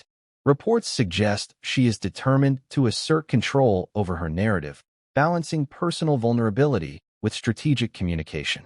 This tension underscores the human cost behind the headlines. The strain on relationships, the emotional fatigue of constant observation, and the challenge of managing deeply personal decisions under global scrutiny. The historical context of the monarchy magnifies the controversy. Experts point out that controlling narratives surrounding births and heirs has been a strategic priority for centuries. Royal births were often staged or concealed to maintain political alliances, social stability, and public confidence. Yet the difference in this modern era lies in information accessibility. Unlike prior generations, Meghan and Harry face a global audience equipped with unprecedented access to media, social commentary, and investigative reporting. The palace must contend not only with the factual revelations, but with the relentless momentum of public discourse, where speculation and interpretation can spread faster than official statements. Legal and ethical analysts weigh in on the situation, examining the implications of surrogacy within royal protocol and public expectation. While surrogacy is recognized legally and ethically in many jurisdictions, the orchestration of public appearances to sustain a particular image raises complex questions. Did the palace coordinate this narrative? And if so, what responsibilities do they bear? How do these choices intersect with the rights of the children, the privacy of the surrogate, and the public interest? Such inquiries deepen the narrative, framing the controversy not merely as sensational gossip, but as a substantive discussion of ethics, authority, and modern family structures. Public sentiment is a driving force in shaping the ongoing story. Social media platforms, opinion pieces, and live broadcasts collectively serve as arenas where the public negotiates morality, judgment, and empathy. Discussions range from technical debates about surrogacy to philosophical questions about transparency, trust, and responsibility. The global fascination reflects both the enduring power of the royal family as a symbol and the human impulse to examine private lives through a moral lens. The emotional tenor fluctuates dramatically, with some voices championing Meghan's autonomy, while others condemn perceived deception. This dynamic underscores the enduring complexity of celebrity, power, and accountability in a hyper-connected world. Amidst the media frenzy, a quieter narrative emerges that examines the personal stakes and motivations underlying the choices made by Meghan and Harry. Experts in psychology and family dynamics suggest that surrogacy, while a deeply personal choice, is often accompanied by intense emotional considerations, societal pressure, and the desire to preserve dignity and legacy. The secrecy surrounding the births may reflect protective instincts, an effort to shield the children from undue scrutiny, and a strategic approach to managing public perception. This perspective adds depth to the story, revealing that beneath the headlines lies a human struggle to balance love, ambition, and the need for privacy in a world where both are constantly under siege. The chapter also explores the implications for royal protocol and the monarchy's public image. Advisors and historians suggest that the revelation challenges traditional assumptions about lineage, legitimacy, and transparency. It forces the institution to confront questions about adaptability, relevance, and ethical governance in the modern era. The monarchy's response is closely watched, both domestically and internationally, as observers analyze statements, public appearances, and gestures for signs of acknowledgement, denial, or acceptance. The unfolding events demonstrate that the institution's ability to navigate this crisis will have lasting effects on public trust, perception, and the future of royal tradition. As the world digests the revelation, the chapter examines the broader cultural implications. It reflects on the shifting norms around family, parenthood, and the public's role in scrutinizing private lives. By framing surrogacy and secrecy within the context of celebrity, power, and historical precedent, the narrative underscores the tensions between personal choice and public expectation. The story invites reflection on societal judgments, ethical boundaries, and the emotional realities of managing intimate decisions under relentless scrutiny. These considerations elevate the scandal from mere sensationalism to a moment of broader cultural significance. Chapter 13 closes with a sense of suspense and anticipation. While the revelation has already ignited debate, reshaped public perception, and tested royal protocol, many questions remain unresolved. How will Meghan and Harry navigate continued public scrutiny? What long-term effects will this have on the monarchy, public trust, and the perception of royal family life? And what other secrets or challenges might emerge as the world continues to probe, analyze, and interpret every move? The chapter sets the stage for further developments, where the intersection of personal vulnerability, institutional expectation, and global attention promises to create escalating drama and emotional intensity. Chapter 14 opens with the immediate and explosive fallout from Doria Ragland's revelation reaching international media outlets. Newsrooms are flooded with breaking stories, and the narrative that Meghan Markle never carried Archie Harrison or Lilibet Diana spreads like wildfire. Global broadcasters dedicate segments to dissecting every detail, while journalists rush to secure exclusive interviews, aiming to provide insight into the emotional, legal, and cultural ramifications of the announcement. The story transcends borders, sparking debates across continents about surrogacy, public image, and the intersection of private family decisions with global scrutiny. Social media platforms are inundated with posts, memes, and commentary, reflecting a spectrum of reactions from sympathy and admiration to outrage and condemnation.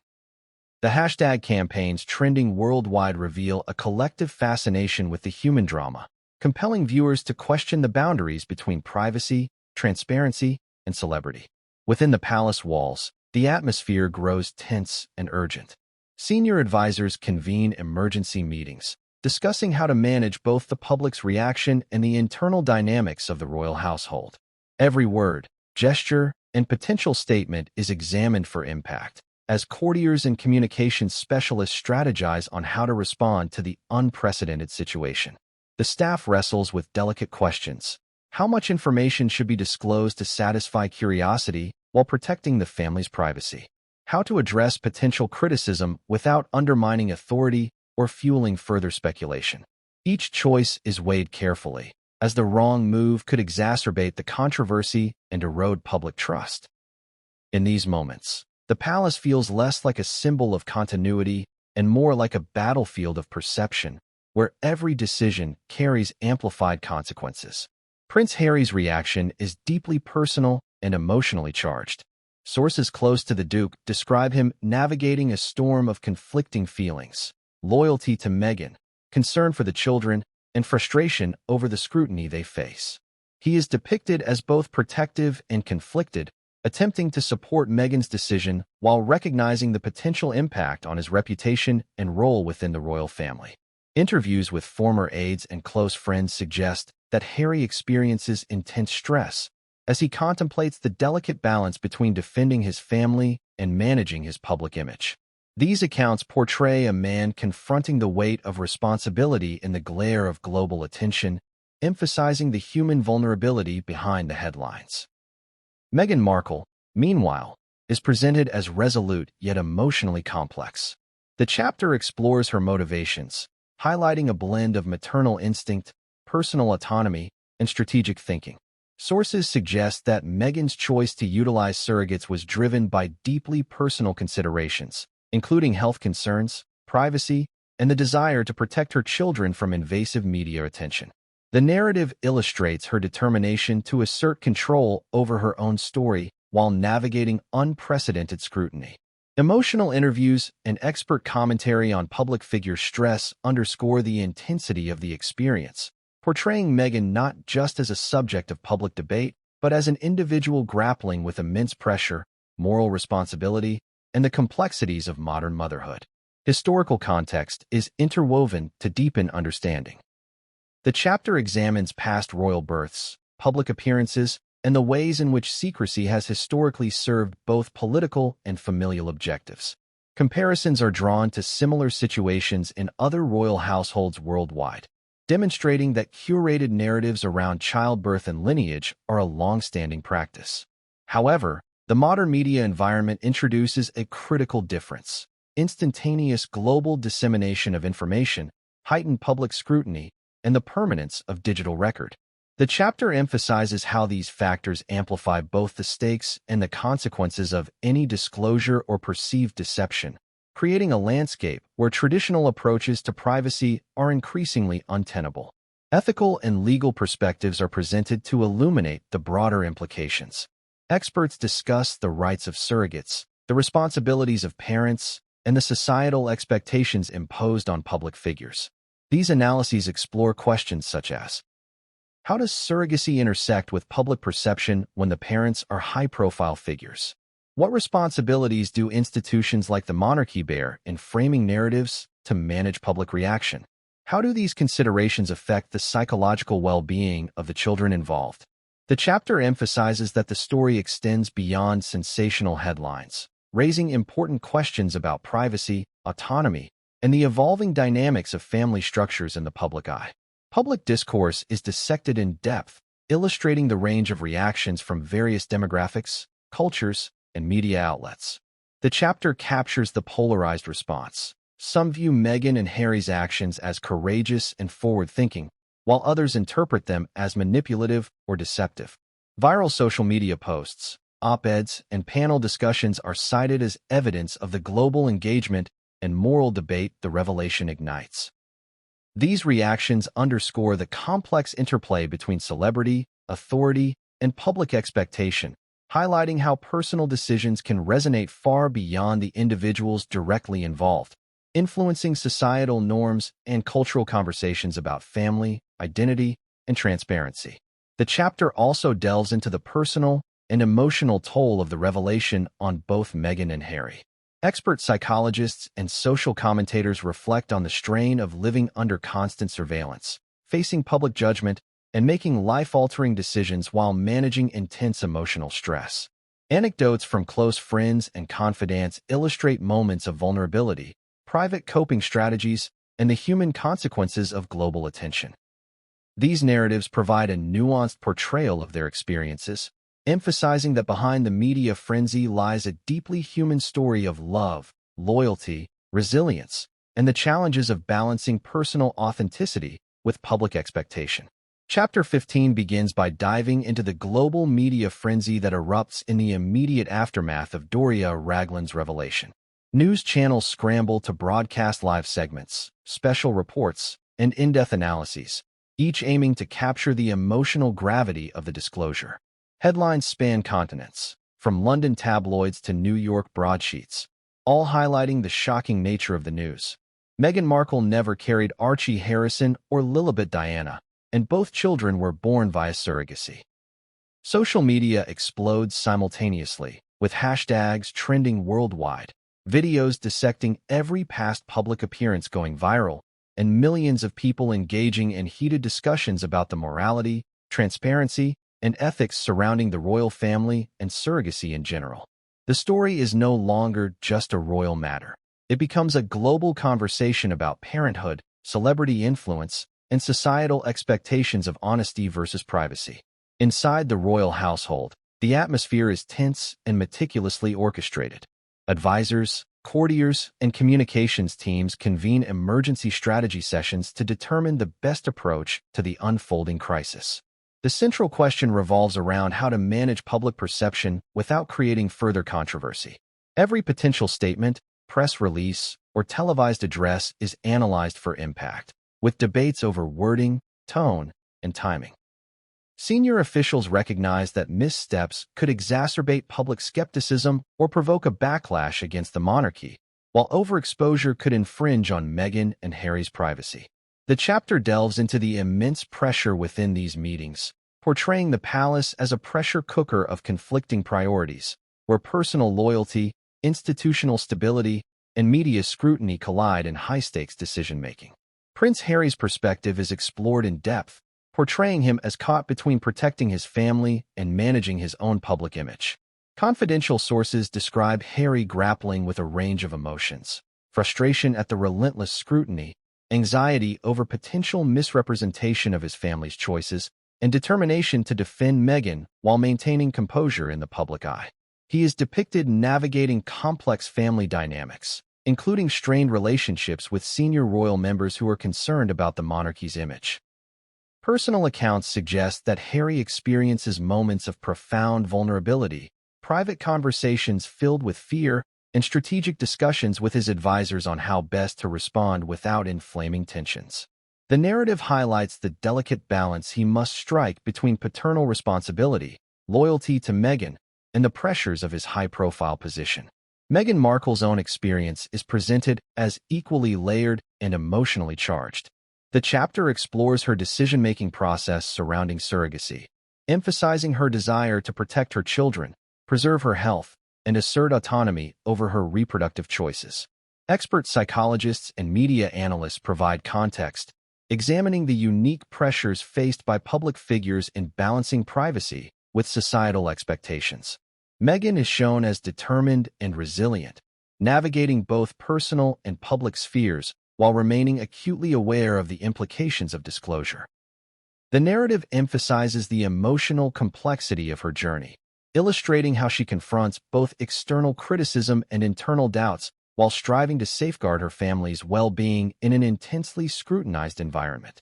The chapter situates the revelation within a historical framework, comparing the modern media landscape with past royal disclosures. Previously, curated narratives around births, marriages, and family events were managed largely behind closed doors, often with the cooperation of journalists and limited public insight. Today, however, instantaneous digital dissemination and social media magnify every action and statement, intensifying scrutiny and magnifying mistakes. This contrast highlights the evolving challenges for public figures, illustrating that Meghan and Harry's situation is unprecedented in both scale and speed. The chapter underscores that while surrogacy has long existed within private circles, its intersection with global celebrity status and royal tradition introduces unique ethical, cultural, and emotional considerations that must be navigated with care. The ethical dimension is examined in greater depth, highlighting the complex interplay between personal choice, public accountability, and institutional expectations. Legal experts, ethicists, and social commentators weigh in on issues such as the rights of surrogates, the responsibilities of parents in high-profile positions, and the societal pressures imposed on public figures. The chapter asks thought-provoking questions.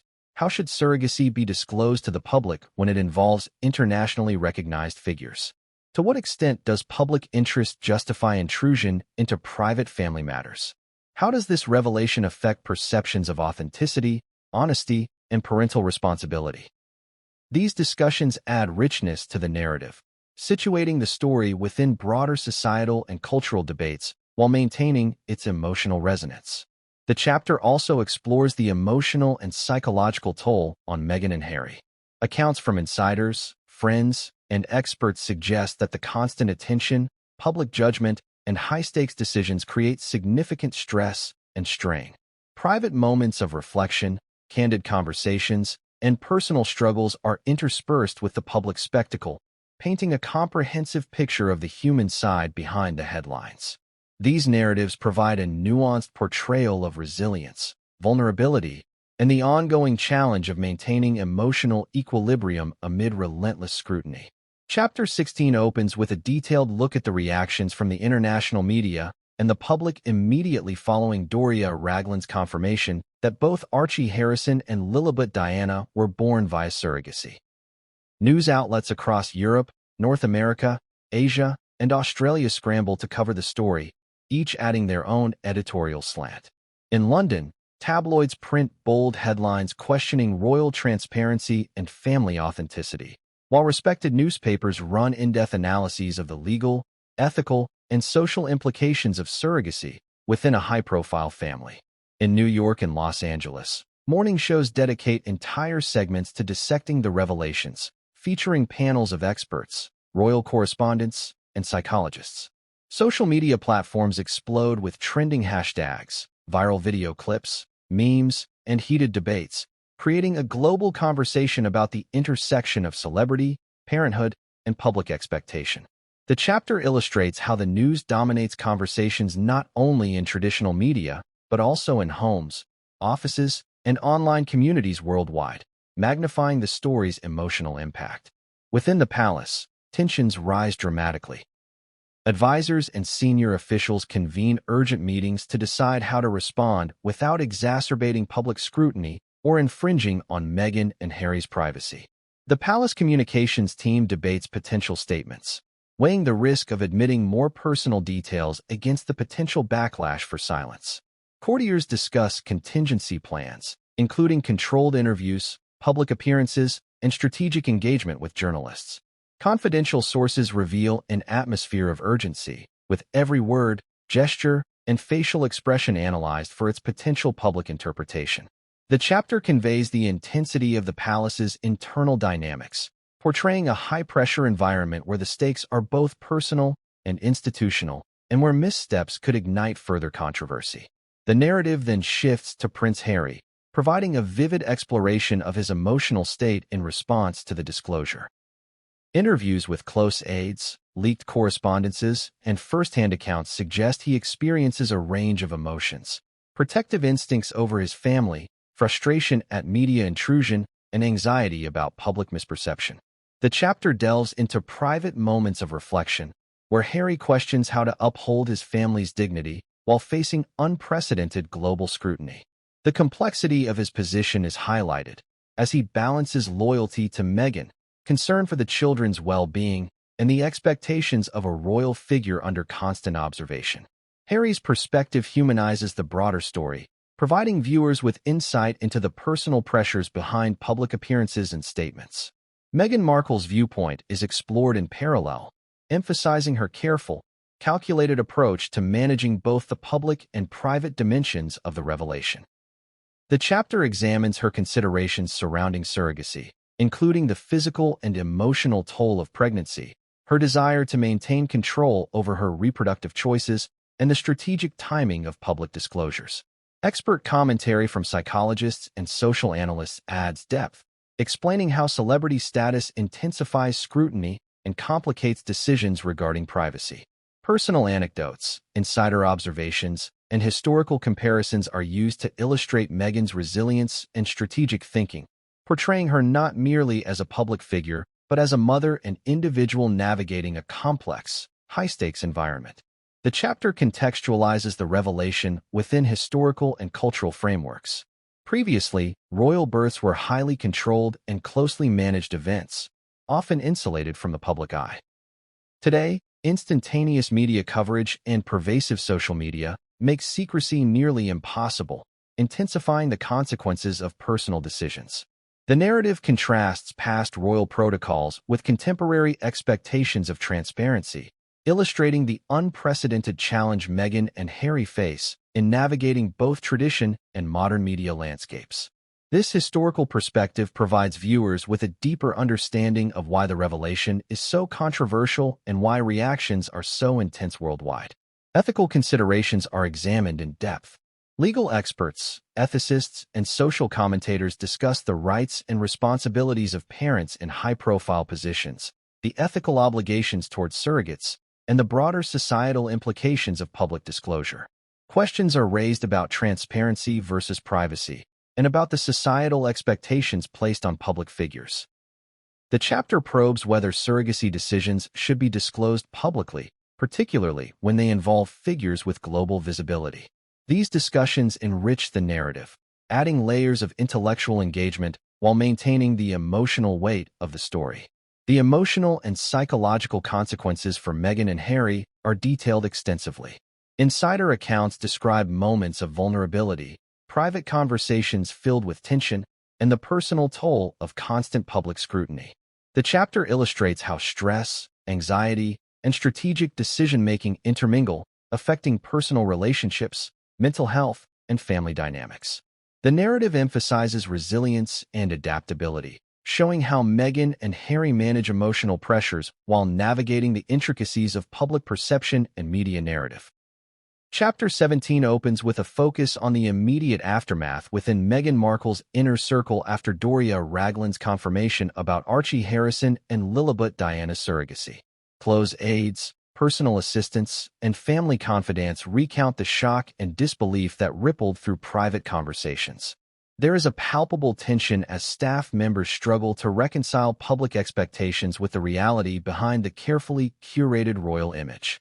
Personal diaries, private messages, and whispered exchanges reveal a mixture of anxiety, curiosity, and protective instincts among those closest to Meghan, each weighing the potential fallout from the revelation. Some aides express worry about media intrusion, fearing that any small slip could spiral into global headlines, while others debate how best to support Meghan emotionally without interfering with her carefully managed public persona. The narrative then shifts to the strategic calculations being made by Meghan and Harry regarding upcoming public appearances. Advisors suggest postponing events, modifying schedules, or even staging smaller, controlled appearances to minimize public scrutiny. Meghan's team examines every potential scenario: press interviews, gala events, and royal engagements, analyzing the likelihood of challenging questions and possible misinterpretations. Detailed accounts reveal the high stakes involved in each decision, from the subtle choices of body language to the tone of voice during interviews. The chapter emphasizes the calculated precision required when navigating the intersection of personal privacy and relentless media attention, painting a vivid picture of the intense scrutiny faced by the Duke and Duchess of Sussex. The chapter then investigates the royal family's internal reactions. Courtiers, advisors, and senior officials are depicted navigating a delicate balance of discretion and concern. Some advocate for controlled communication strategies, aiming to protect both the family's image and the emotional stability of its members, while others urge caution to prevent misinformation from spreading. Private meetings, phone calls, and internal memos reveal tension and differing opinions on how to handle the revelation without escalating public scrutiny. The narrative emphasizes the complex interplay of hierarchy, protocol, and personal loyalty, providing a rare glimpse behind the carefully maintained public facade of the monarchy. Media training and crisis management efforts form another focal point. Meghan and Harry are depicted engaging with PR consultants, legal advisors, and media strategists to develop responses that preserve dignity, convey authenticity, and mitigate backlash. The chapter explores the tactical choices involved in public statements, social media engagement, and controlled appearances.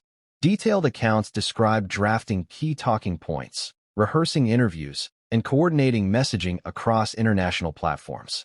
The narrative illustrates the precision and foresight required in high-stakes situations, emphasizing how every word, gesture, and photo can influence perception in real time.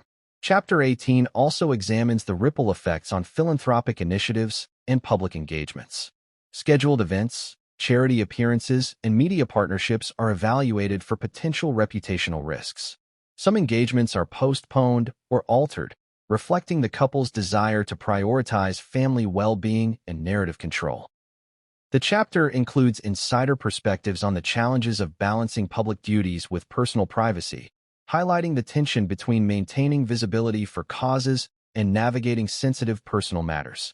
Examples of adjusted speeches, revised interviews, and moderated social media activity provide a concrete sense of the strategic recalibrations taking place behind the scenes. Public discourse extends into digital and traditional media narratives, with experts analyzing framing techniques, bias, and audience reception. Journalists and commentators weigh the ethical implications of reporting on private family matters, contrasting sensationalist coverage with more measured, empathetic approaches.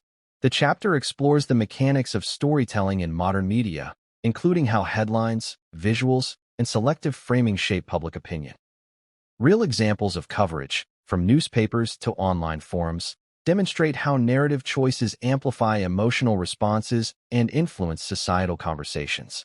The chapter transitions to explore the couple's personal reflections and emotional processing. Private conversations, journal entries, and confidential interviews reveal moments of vulnerability, introspection, and resilience. Meghan and Harry reflect on the implications of surrogacy, the pressures of public life, and the necessity of navigating conflicting priorities. The narrative captures intimate exchanges, moments of frustration, and expressions of hope, portraying a deeply human side to their experiences. The chapter emphasizes the emotional labor involved in maintaining composure and unity amidst public scrutiny, offering viewers a compelling glimpse into their private reality. Chapter 19 begins by exploring the immediate impact of Doria Ragland's revelation on the extended royal circle, focusing on the tension, confusion, and private discussions that erupted within the palace. Key advisors and senior members of the monarchy were faced with the unprecedented task of addressing a disclosure that could reshape public perception of the royal family. Courtiers and palace staff were described as walking a tightrope between protecting institutional legacy and supporting the personal choices of Meghan and Harry.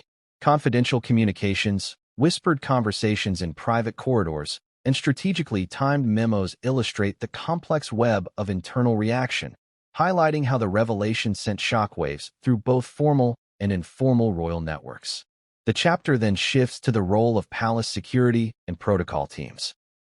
Detailed accounts describe security assessments, emergency briefings, and contingency planning in response to potential public unrest or media intrusion. Security officials were tasked with ensuring that public appearances, family gatherings, and official engagements remain safe while maintaining a sense of normalcy. The narrative captures the pressure placed on individuals who operate behind the scenes, emphasizing how personal and public safety became intertwined with the unfolding media storm. Specific examples include rapid deployment of additional personnel, adjustments to travel plans, and heightened surveillance measures at royal residences. Chapter 19 continues by examining Harry and Meghan's internal decision-making processes. The couple is portrayed engaging in intensive discussions with legal advisors, private strategists, and family counselors to determine the best approach for public communication. These discussions balance transparency with privacy, weighing the potential fallout of immediate disclosure against the long-term benefits of controlling the narrative. Anecdotes include late-night strategy sessions, exhaustive review of potential interview questions, and careful consideration of the timing and wording of statements. The narrative conveys the emotional strain and intellectual rigor involved in navigating a situation of such magnitude, emphasizing the human dimension behind high-profile decision-making. The chapter also delves into the public's reaction on social media platforms, portraying a diverse and often polarized digital landscape. Memes, viral threads, heated debates, and commentaries flooded the internet, demonstrating how rapidly information spreads in the digital age. Analysts and cultural commentators weigh in, examining the power of online discourse to amplify controversy and shape perception. The narrative emphasizes both the reach and volatility of digital platforms, illustrating how social media commentary intersects with traditional media coverage to create a dynamic, often unpredictable environment. Examples of trending hashtags, influencer reactions, and viral video clips provide concrete evidence of the story's global resonance. Next, Chapter 19 focuses on the international response. Media outlets across Europe, North America, Asia, and Australia covered the story extensively, offering varying interpretations and analyses. Cultural experts highlighted differences in public attitudes towards surrogacy, celebrity privacy, and royal traditions, providing viewers with a nuanced understanding of the global dimensions of the controversy. Interviews with correspondents in London, Los Angeles, and Toronto reveal how journalists adapted their coverage to suit local audiences while maintaining a sense of immediacy and relevance. The narrative underscores the interplay between local cultural norms and the universal fascination with royal affairs, highlighting the cross-cultural complexity of the story. The chapter transitions to the personal repercussions for Meghan and Harry, including the emotional toll on their family dynamics. Close friends and confidants recount the strain of maintaining public appearances while processing private emotions, illustrating the psychological burden of navigating public scrutiny. Specific incidents, such as private disagreements, moments of vulnerability during family gatherings, and reflections on personal identity, provide a humanizing lens on their experience. The narrative portrays the couple's efforts to remain resilient and united, emphasizing the importance of mutual support and emotional fortitude in the face of unprecedented public attention. Chapter 19 further examines the strategic media management employed by Meghan and Harry. PR professionals and advisors coordinated responses, planned controlled appearances, and curated social media engagement to maintain credibility and mitigate misrepresentation. Detailed accounts include crafting precise messaging, rehearsing key statements, and monitoring real-time public reactions. The narrative explores the intricate balance between authenticity and perception, emphasizing the careful orchestration required to navigate high-stakes public communication. Examples of tailored statements, selective interviews, and curated imagery illustrate the depth of planning and foresight involved. The chapter also explores the ethical and societal debates sparked by the revelation. Experts in bioethics, law, and sociology analyze the implications of surrogacy, privacy rights, and celebrity influence. Panel discussions, published commentaries, and public forums provide a spectrum of perspectives, highlighting both support for personal choice and critique of perceived secrecy. The narrative delves into the moral complexities and societal tensions that arise when private family decisions intersect with global attention, offering viewers a layered understanding of the ethical landscape surrounding surrogacy and public disclosure. Finally, Chapter 19 concludes by contextualizing the long-term ramifications for both Meghan and Harry and the royal family. The narrative reflects on how the revelation challenges traditional norms, prompts institutional reflection, and influences public dialogue.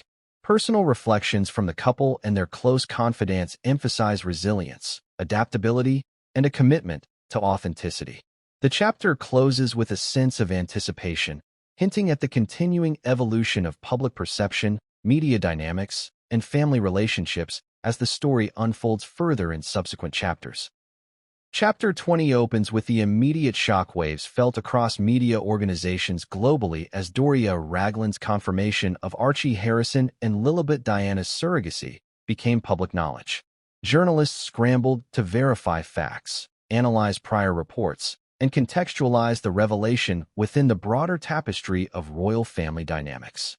The chapter captures the frantic pace of breaking news coverage, with newsroom staff working around the clock to prepare analyses, interviews, and live segments, often with limited official information. Reporters and editors wrestled with the balance between sensationalism and accuracy, aware that every word could shape public opinion and potentially affect the royal family's image. The narrative transitions to explore the initial reactions from the British public and royal watchers.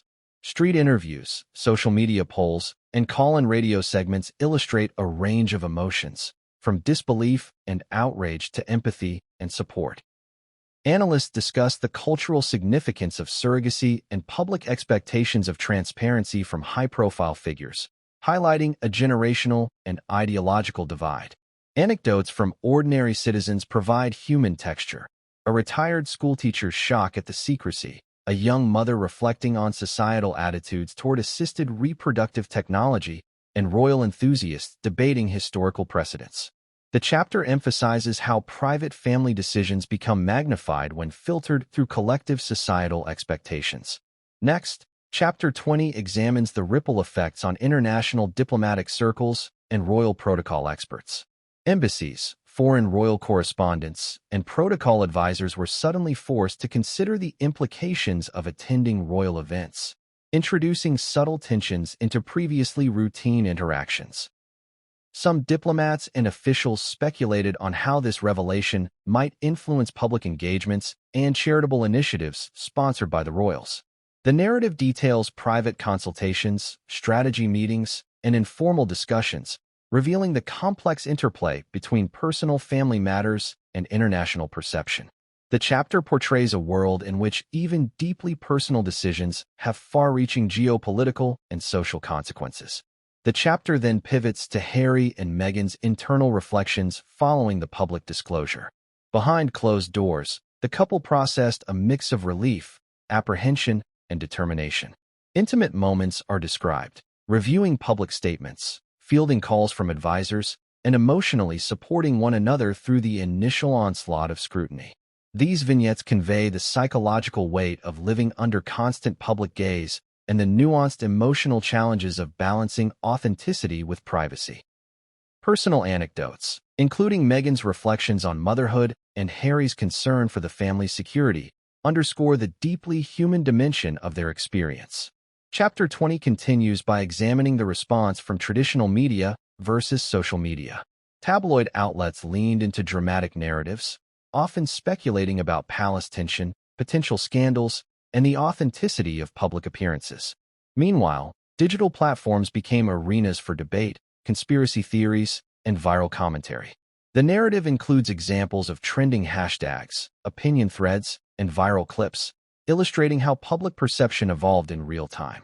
Analysts provide insight into the mechanics of digital virality, the role of influencer commentary, and the challenges of controlling information flow in a decentralized media ecosystem. The chapter also highlights the reactions within the royal family, focusing on informal and private communications rather than official statements. Courtiers, aides, and family members express surprise, concern, and strategic consideration regarding how to manage public messaging. Confidential discussions, behind-the-scenes negotiations, and delicate attempts to preserve decorum are detailed, revealing the tension between protecting institutional legacy and supporting individual family members. Anecdotes from trusted insiders depict quiet meetings, carefully worded advice, and moments of private reflection, underscoring the delicate balance of familial loyalty and public accountability. Chapter 20 delves deeper into the ethical and societal debates sparked by the revelation. Experts in bioethics, law, and sociology were interviewed on panels, discussing privacy rights, the ethics of assisted reproduction, and the societal expectations placed upon public figures. Diverse viewpoints are showcased. Some emphasize the autonomy of individuals to make private family decisions without public interference, while others critique perceived secrecy and the implications for public trust. These discussions add intellectual depth and contextual understanding, framing the controversy within broader societal and ethical considerations. The narrative transitions to the psychological impact on Meghan and Harry's support network. Friends, advisors, and close confidants navigate their own reactions while providing counsel, reflecting on the delicate interplay between personal loyalty and public perception. Emotional anecdotes, private conversations, and reflective commentary highlight the strain placed on interpersonal relationships during periods of intense scrutiny. The chapter explores themes of resilience, trust, and shared responsibility, emphasizing how networks of support sustain individuals facing unprecedented public challenges.